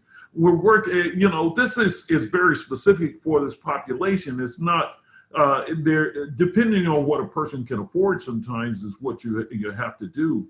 And that's why working in this population, you're helping the community, but you have to, your skill set may be different even than a specialist, because the specialists have certain things they're going to do or not going to do. And certain patients, a lot of times they're going to see and they're not going to see others. But who's going to treat those patients? Dr. GP, the one here that's going to do as much as I can, and I have to modify my treatment so that I can help those that are the underserved, and that's a good feeling. So, and I think we already talked about fillings versus SSC after pulpotomy, and the two, it's going to shatter if you just stick a filling in there, whether it's composite or on an anterior or posterior tooth or amalgam. You don't want to try that, and you don't want to shatter it, because then once it shatters, now it's an extraction. It's a different thing, and you don't have to go there if you can, and especially if it's you see that the person has rampant decay. Well, pretty much all the pulpotomies we would do a crown, whether it's a stainless steel crown or aesthetic crown. They're going to get a crown if they get a pulpotomy, unless it's something that's going to exfoliate fairly soon. So stainless steel is something that, especially on posterior teeth, just pretty much routine. If we're doing it on a posterior teeth, tooth is stainless steel. Now, if there are some posterior aesthetic crowns, I'm not that big on them unless a person really, really pushes for it. We used to keep those in the office. Hard to fit, sometimes bulky. I just prefer, I could do them on the anteriors. If it's posterior teeth, I'm trying to sell them on. Let's just do the stainless steel, it's far enough back. But if it's someone, and you have those parents that are not going to go along with anything you say, they want it white, and then you have to let them know that it may, anything that you can foresee that it might fit a little bit bulky, because, on this primary first molar, these tend to run a little bulky, but I will put a white one in here. Now on the posterior teeth that have the veneer, it's only a facial veneer. So of course the lingual and the biting surface are still going to be stainless steel, and it has just a buccal veneer. So, explain everything, show it to the parent and go that route. So, and this may have been a precursor slide to the one I was showing you early. I think it was pulpus SC with a crown, and this is showing, I actually, a lot of times I would do my prep first, and then it's just easy for me, because now I just lift off the lid from the pulp chamber and I'm down in there. So that, but you go whatever way. And like I said, I don't know whether this one, we came back and put a unilateral spacer in there or not. I'm trying to remember. But type and size of crowns, Nicro for the posterior, because they are pre-formed. There's several companies out there that sell a stainless steel crown, but a Nicro crown by who sells a Nicro? Now my mind is gone. But anyway, I like those. Look up that brand. It works for the posterior. Don't use just oversized crown. It takes sometimes, and I remember a friend of mine, one of the doctors worked with me for years, but he said it took him a whole year. He said he'd have like 16 crowns on the table. He up too big. too small, too big, wrong one. It takes you a while. After a while, you get to the point you know exactly once you prep it. It's all experience. After you've done so many of them, you can just, pass me at this size, and you only have to do one or two. And sometimes, your prep, the crown may not fit because your prep isn't right. And sometimes you try it on and you realize it's the right size crown, but it's the prep isn't right. So you have to go back and do something there. And there are things like space regaining appliances. I would say work well and a lot of times GPs doing pedo will take some ortho courses. If you're doing some ortho courses, I did some. I think it's good to do minor ortho. There's major ortho. If you're gonna do major ortho, stop doing pedo and do ortho. It's just that from my perspective, I just wasn't that smart that I could do everything. I like the thing I love about my career has been I limited what I was doing. At one point, I did do some adult dentistry. I did more extractions because I was at a site in a housing project and no one could pay for it. No one could afford to go to the oral surgeon. And out of my, I guess the goodness of my heart, I said, well, I'm going to try. And I just started learning to do some oral surgery. I got pretty good at that. But then once I relocated from New Orleans out here, it's just that people are so litigious. I was like, maybe not being a specialist, maybe I want to stop doing these impactions. And so I kind of left that alone. Anyway, minor orthodontics, if you want to do it, do that, but work together with your orthodontics. And I think someone spoke about hemorrhaging. If the tooth doesn't stop hemorrhaging, then it means that it's probably got some infection, and then you're going to have to remove it because that is not a good sign. A tooth that continues to hemorrhage once you debride the canal and wash it, and then the blood keeps coming.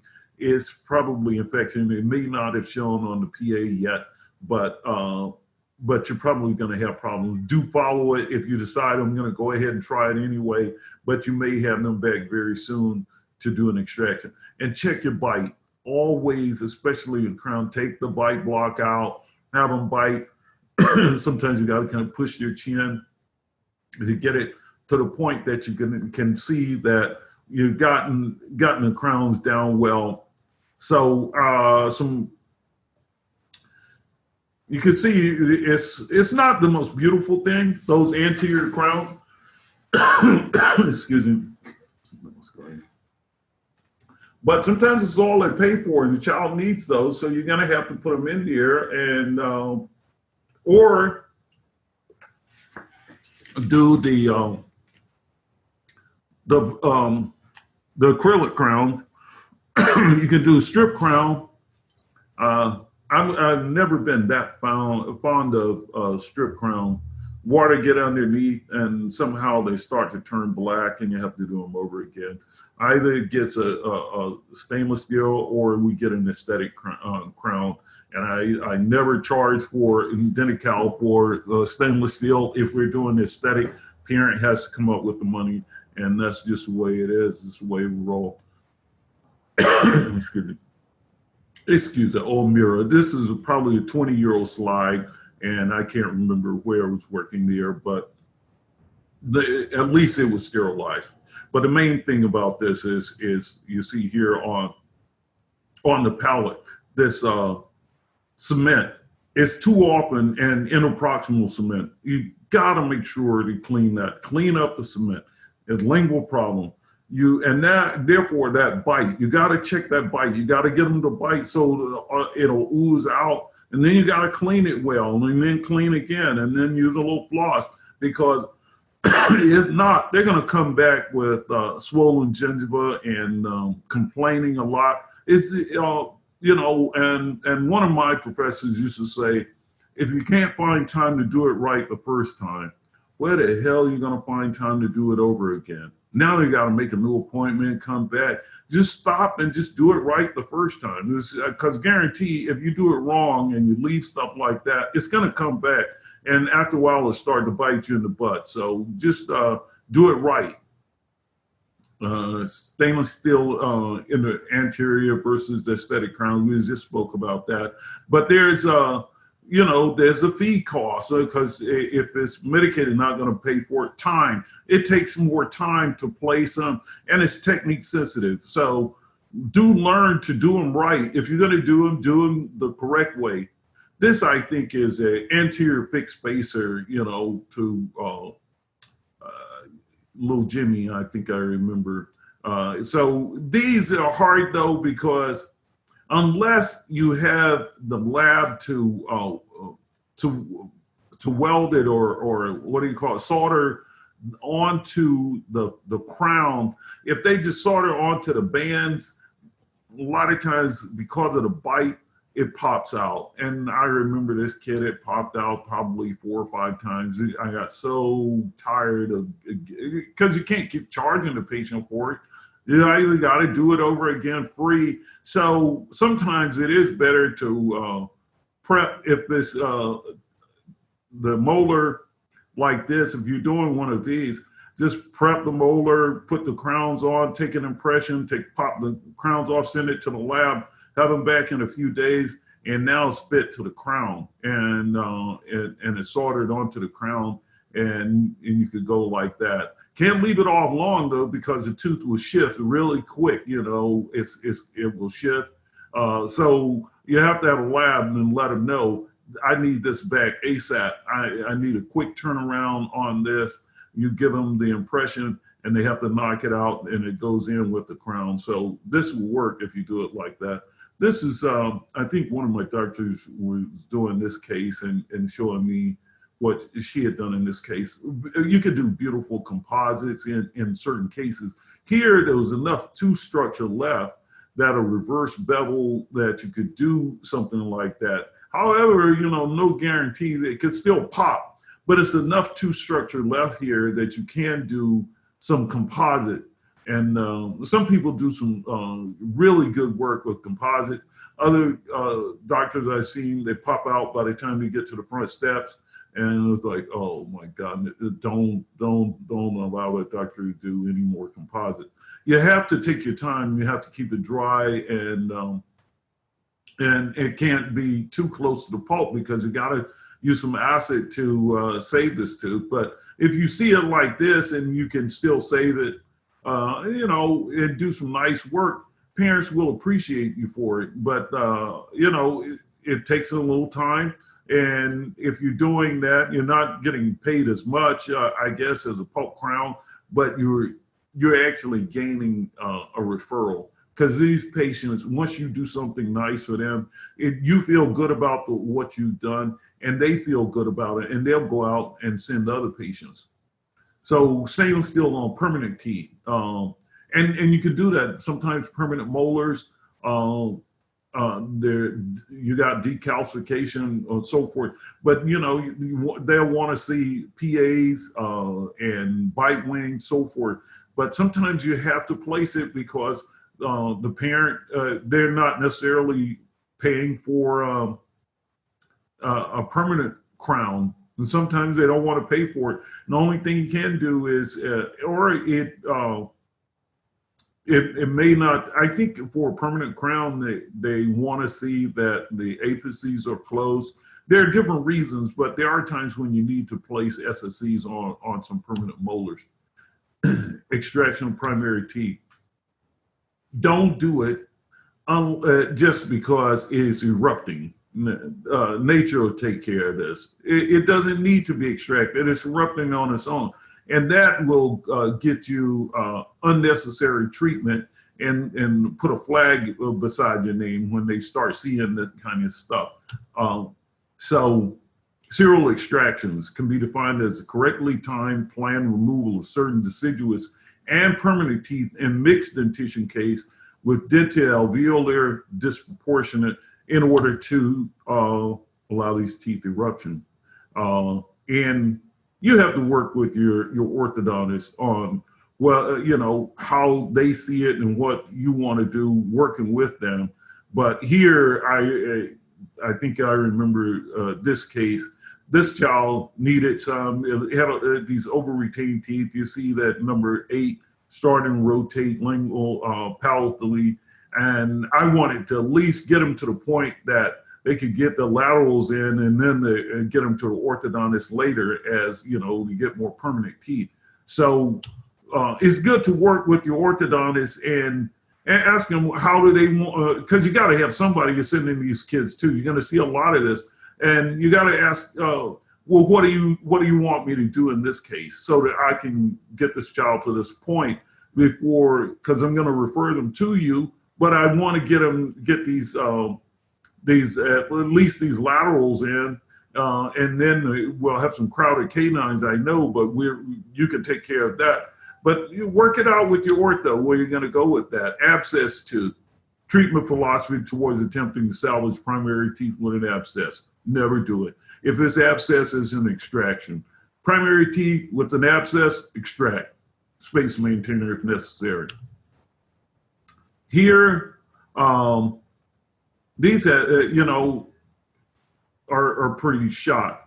And you have to know whether after you do the extraction and whether you have some bone there. But the other thing, you can see that these permanent teeth, wide open apices, and you have to be careful when you're extracting these primary teeth because a little bit of movement can cause some problems with these permanent teeth. So sometimes you even have to section, even though it doesn't look like a lot. You may have to section, take it out, you know, the mesial and then the distal, and just to keep from damaging the erupting permanent tooth. And extraction of a permanent tooth on a child. Oh, I remember this one. This was in Mesia then. And I should have, well, no, I did a good job. I love doing surgeries, like I said. So I removed that so that we could get, but and it's fairly easy because you can see it was already starting to peek through. So that one was fairly easy. But there are times and I don't blame, there are some doctors that don't want to do any extractions. I don't think that that's good. You know, there are times you need to refer to an oral surgeon, but I think you got to get comfortable doing extractions, especially on primary teeth and just in general, because you're a GP and you're doing this stuff and you can't send everything out to specialists all the time. They're going to expect that you can do certain basic things. Extraction is just one of the basic things, you know, that we have to do. Now here, I was kind of all over the place with my burr, but I did get it to section and, you know, on that one. But you see how this root is tilted and you wouldn't have gotten that out just trying to extract. It would have been difficult without sectioning this molar. I had to section and get that root tip out. And here I should have referred, but it was a friend of mine. You know, we go back a lot of years, and actually he was working for me. So I went in with a surgical burr, but and I got it out. But if you look at the time, I think it was, well, there I just started sectioning. But you see, here it is. I started this time, and then it was like 450, 451 when I finally got him out. You know, I got it out. You see how much time I wasted on that? I already had just trying to get that. And I don't know, he, I think, was paying cash, but it would have been better for me to refer him, even though he didn't want to go somewhere else. It would have been better because I could have been doing something else. On pedo, here I was jumping off because I could do some impactions. I jumped on this, but you know, you're not really getting paid that much, and you spend an hour and a half wasting time. And plus, you put, you know, see where it's sitting over the canal. It's dangerous. You know, hindsight, I shouldn't have done that, but I knew I could, and I guess I was trying to thump my chest and say I can do that, but it wore me out. And you know, I've gotten a lot of them over the years. Earlier in my career, when I was doing a lot of them, it was easier. But then I started doing just kids and limiting what I was doing. And I started to enjoy it better rather than being all over the place. I still don't see how doctors do everything on. It's like going to one of those Chinese restaurants with 40 things on the menu, but they have those walks. They can do it really quick. If you're a dentist, and I pass offices sometimes with windows covered with that, we do everything in a small office, so one doctor can do everything. You know, I don't want to be, you know, jack of all trades, master of none. You know, Joe Atman Services, I remember someone called it jack of all trades, master of none. You want to kind of master something. Just get a few things that you do and do them extremely well. And just market and advertise those. And people will say, you know, like I said, when I first moved to California, I, you know, as a general dentist, but as soon as I hit a few places and they found out I did pedo, they were like, oh, don't touch the adults then. Oh, we need you, just do the pedo. And I was like, next thing you know, I'm going. So I just started freelancing doing pedo because it's a big need. I mean, this is where people really need. If you're a GP and you do pedo, there's a big demand for you out there. So just limit what you do. You don't have to be everything. I know everybody wants to do cosmetics and you want to do implants and you want to do this and you want to be, you know, the Beverly Hills TV doctor. But if you still lucrative Larry and you make a lot of money doing this thing with kids, and then you feel good about it, you know, just do that. I'm telling you, take it from me, old head. I know. Post-op extraction instructions. Why it's important. You have to do this. The government, you know, it's part of that blue book, and it's part of the dental board that once you're doing an extraction, you have to instruct the patient on how to take care of it, and you have to give it in writing as well. So there's a lot of things that you should know and you have to know. Hold on, let me, I got a question about extractions here. So I have a doctor who says very comfortable doing surgical extraction on permanent teeth, got a tremendous amount of experience doing during the residency, however, chose not to do them due to the amount of time it takes to do them. In addition to all these issues that may arise, please, I could take 3 to 4 pedo cases instead. It's true, exactly. This is the thing that I see is that if we could take pedo rather than doing all of those, you're wasting your time sometimes doing the hard extraction cases. But like I said, the simple extraction is what we want to do. The simple space maintainers. Now, with this one, we use the band. This is a unilateral space maintainer around the crown. And I think I put here crimping tubes. Sometimes doctors will put the space maintainer because it's this, what do you call it, that goes into the tube, anyway, wire. The wire, if you don't crimp it, the wire can slide. So you might as well not put it in there if it's going to slide along when the tooth is doing this distal drift. You don't have something stopping it there, then you didn't do. So if you're going to do it right, or don't do it at all. If you're going to do it, you got to take time. You got to crimp it. You got to crimp the band to fit around the crown.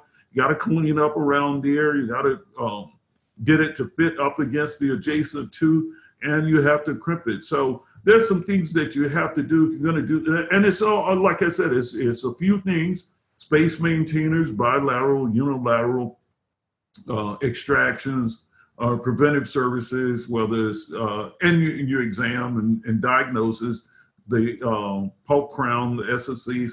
No, you know, just a few things that we do, and the fillings, you know, white fillings, silver fillings, but you have to be competent at doing these things. So unilateral, that's what we were doing. And then there's bilateral space maintainers. These slides are so damn old. These probably go back 25 years ago when I was doing this, but this was just showing that since there are 2 teeth on one side, you can't put a unilateral on there. It still has to be a bilateral for the lower lingual holding appliance, because you can't put on the side here, you can't put just one long stretch. Sometimes I see labs will make them, but it becomes a cantilever, and you're tilting this molar over if you put the stretch of two teeth on one side doesn't make sense. And I think it's kind of malpractice. You want to keep that tooth from tilting forward.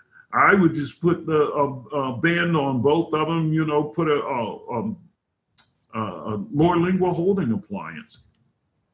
And I got a really ugly picture here. That's all I had. Like I said, I lost my a lot of my slides. But this one just shows the band inside the impression.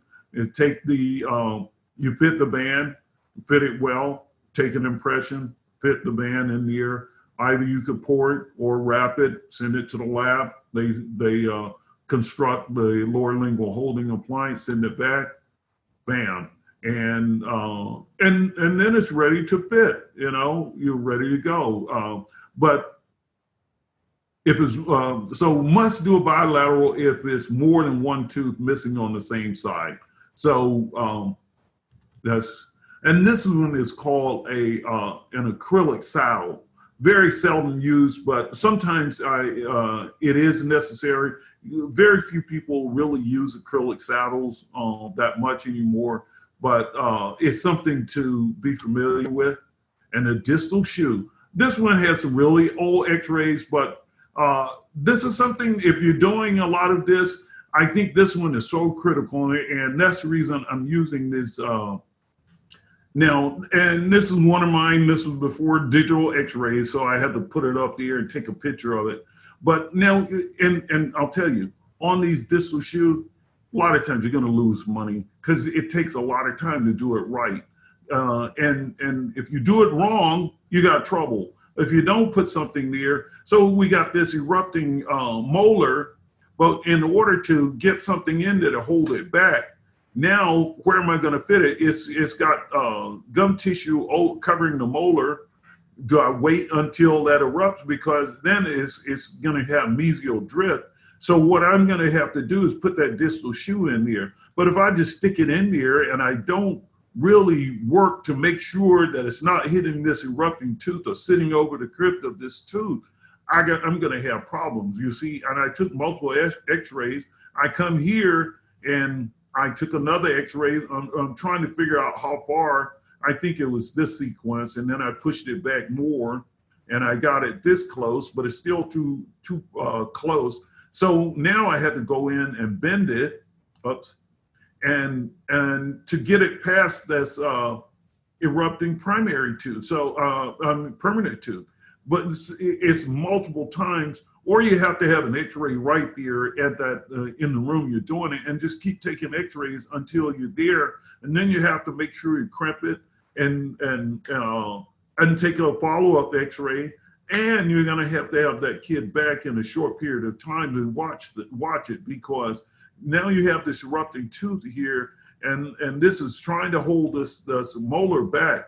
It's a lot of work, and you could be doing something else and getting paid more, but if you don't do something, you know that this mesial drift is going to get put this child in trouble. So sometimes you're doing things and you're like, damn, if I was doing something else, I'd make more money, but I leave this kid in a precarious situation unless I do something. So you got to take your time and do it right, and that's what I like about this thing. So here, distal shoe like this, you can actually cut it if you want, make it shorter, bend it, distal, whatever. But you know, you have to have, and this one was back when I was soldering, and we soldered the tube onto the crown. So rather than using a band, it was actually using the Rocky Mountains welder. Anterior fixed spacers, I showed you one of those with the 4 teeth on it. Orthodontic diagnosis. And like I said, you have to work with your orthodontist.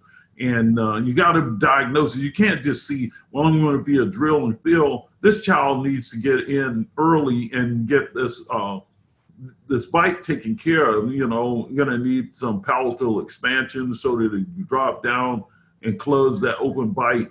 And you have to work together with an orthodontist. Here's one that's even worse. It's obviously something like thumb sucking or whatever, but now you got to start early. And you got to get a good orthodontist that's ethical. Some orthodontists want to initially, as soon as they see them, they want to put them in all of these appliances, start charging them for phase one. And sometimes they need it, sometimes they don't. Money can cloud a lot of situations.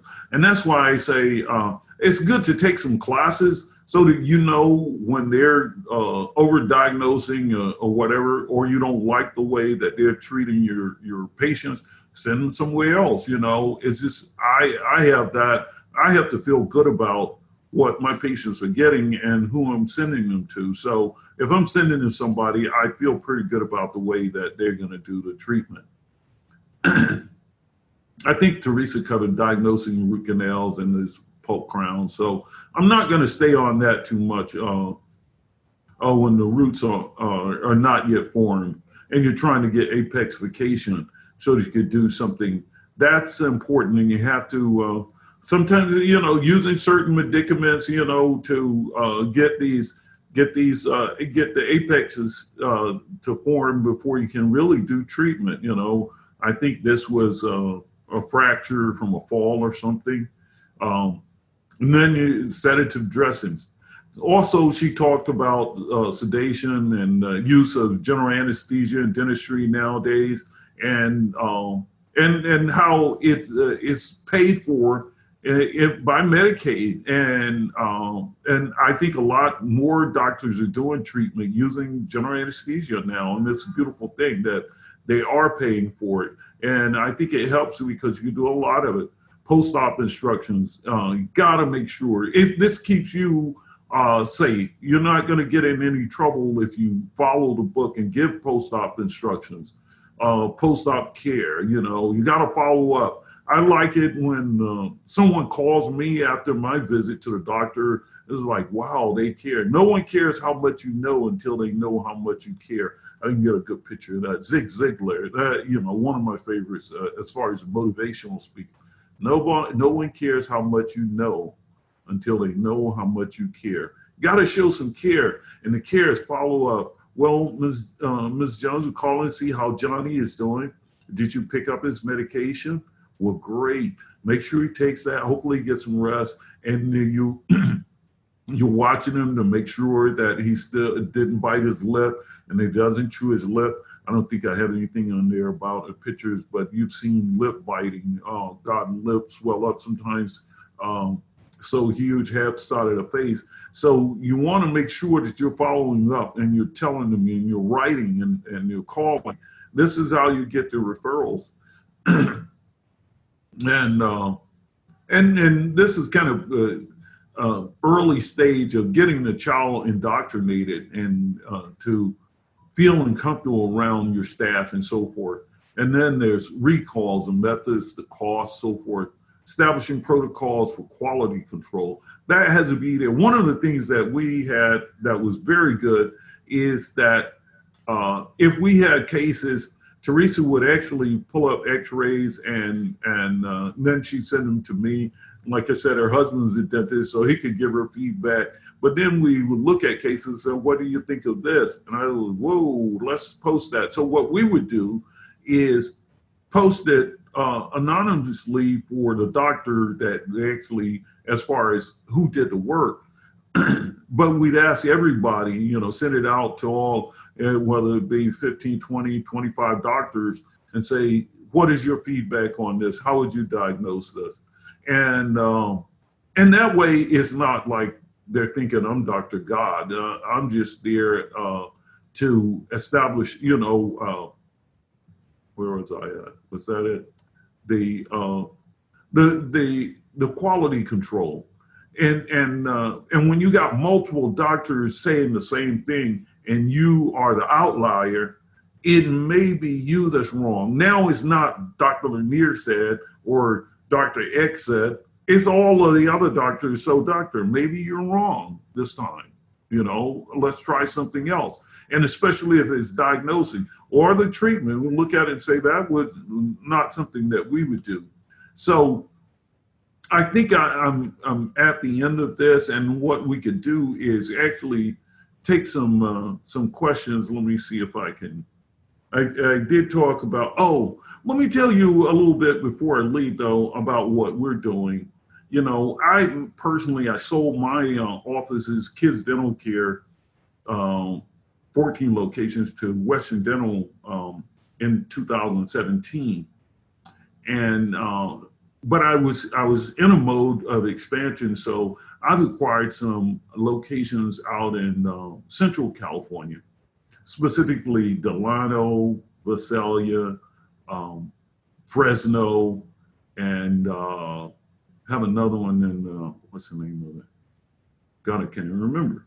But we're building them out now, and these are huge offices, and they're we plan integrated services and using a company that does really kids design. They can do any kind of design, but kind of like almost like a Disneyland theme office. So we're building these offices in areas. Now the hard thing is getting doctors to these areas. So we have to come up with a plan, but I could tell you it's a very lucrative thing to be in these areas, especially based on what Denti-Cal and where they are trying to incentivize the doctors to go. So if you want to follow us, just you know, I'm normally posting things, Entrepreneur Dentist, but my venture is called TKO Properties, Turnkey Offices. And that's what I'm building. I'm retired, so I'm not trying to start another DSO. I think this, and I'm just throwing it out there just for some feedback, brain food, and so forth, crowdsourcing it. But I think with the new generation of where we are right now, let's say with Airbnb, Uber, and all of that, most doctors don't want to go through what I'm going through. I've been going, especially in some of these areas, over a year trying to just pull permits to get these offices. So to build them right and allow the doctors to just come in and set up and take over, I think is a lot of upside there. So I'll take comments, questions, whatever, all that I can right now. So if you have anything. Well, if I can, Dr. Lanier, just a couple of quick comments based on my observations. Wow, what a great presentation of easy to understand information. What I gathered out of it is that you're promoting a patient-centered practice, paying attention to that blue book, paying attention to compliance, making specialty care available in communities where access is limited, which I think is incredible in making your panel of experts available, not only from a compliance standpoint, but practical clinical techniques that were communicated with. And then as far as the whole thing with being proactive in the patient relations, how that relates to patient compliance, which is incredible. And then in closing, the state reimbursements are up, the opportunities with the dental transformative initiative, creating dental homes. And then lastly, thank you, Dr. Lanier, for creating this format, making yourself accessible to providers that are coming up. So I learned a lot. So do good and do more. Excellent. Thank you. That was Brent Edwards, and we also go back, God, about the same time as he and Teresa came in. We worked together. I think it was 1994 we started working together at Kids Dental Care. So, God, the years go by so quick. If you think about it, guys, we've been working together off and on, and Dr. Maradian for about 26 years. And she's barely much older than that. It's wonderful to work with people and have those kinds of things. Dr. Ford, are you still there? I'm here. Hey, any closing remarks you have there? I know you have the experience. I want to see if you have anything you say before we close it out. Well, I just wanted to say that I just think what you've done is just absolutely wonderful. And there is such a huge need. I'm in Central Valley right now, and I'm telling you, it's just breathtaking how good you feel about what you do when you can help these children who are in just dire dental needs. And the families appreciate you. They're just so appreciative of everything that you can do because they come in with, just incredible dental problems. And so I just think that how you're going about trying to get general practitioners out to treat this population is wonderful. There are not enough specialists like myself who will do it and who are doing it. And in Central Valley and certain areas where you're building your locations are just paramount. And I just hope that you continue. I hope we can get more general practitioners to treat this population, and anything that I can do to be of assistance, I'm more than happy to do it. I do it from my heart, not for the money, but just so you guys know, there is lots of money there for you. Yes, there you go. And Dr. Ford, I want to thank you. You've been one of my biggest advocates since I met you, and you always make me feel good about what I'm doing. And I want to thank you for all the years of keeping me motivated to keep going. Thank you. You are an inspiration to me, and I just wish there were more people like you who are doing what you're doing. You're just totally irreplaceable. Keep on doing. Excellent. I'm one of your biggest cheerleaders right here. Thank you. And Dr. Mastikia had a question here. He was asking me if I would consider doing a webinar on business side of dentistry, business analysis, financial education, investing. I would love to, doctor, and I probably will.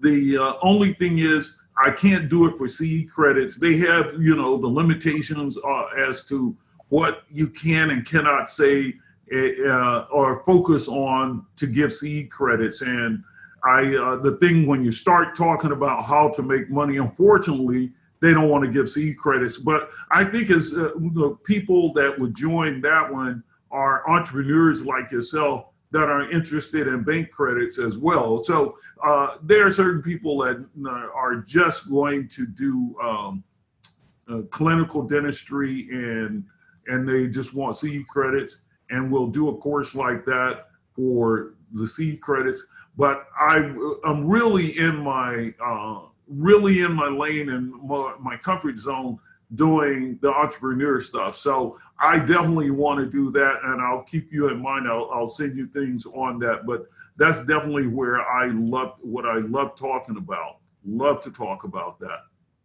So with that said, guys, I want to appreciate all of the participants that signed up for the course, and we'll continue to do this course. And as I said, I will get you out a little survey, and then I'll mail you your 4 hours of CE credits. And thank you for your patience. I know 4 hours is a long time to sit, but thank you so much for joining us. And spread the word. If you like it, tell your friends. Next one, they can join, and we'll continue to grow. We're trying to grow a community. And with the community of bringing in more doctors to understand the really the opportunities and how they can best survive, not just survive, but thrive in this atmosphere, then it's going to be better for everybody. So help me with this. And with that, thank you guys.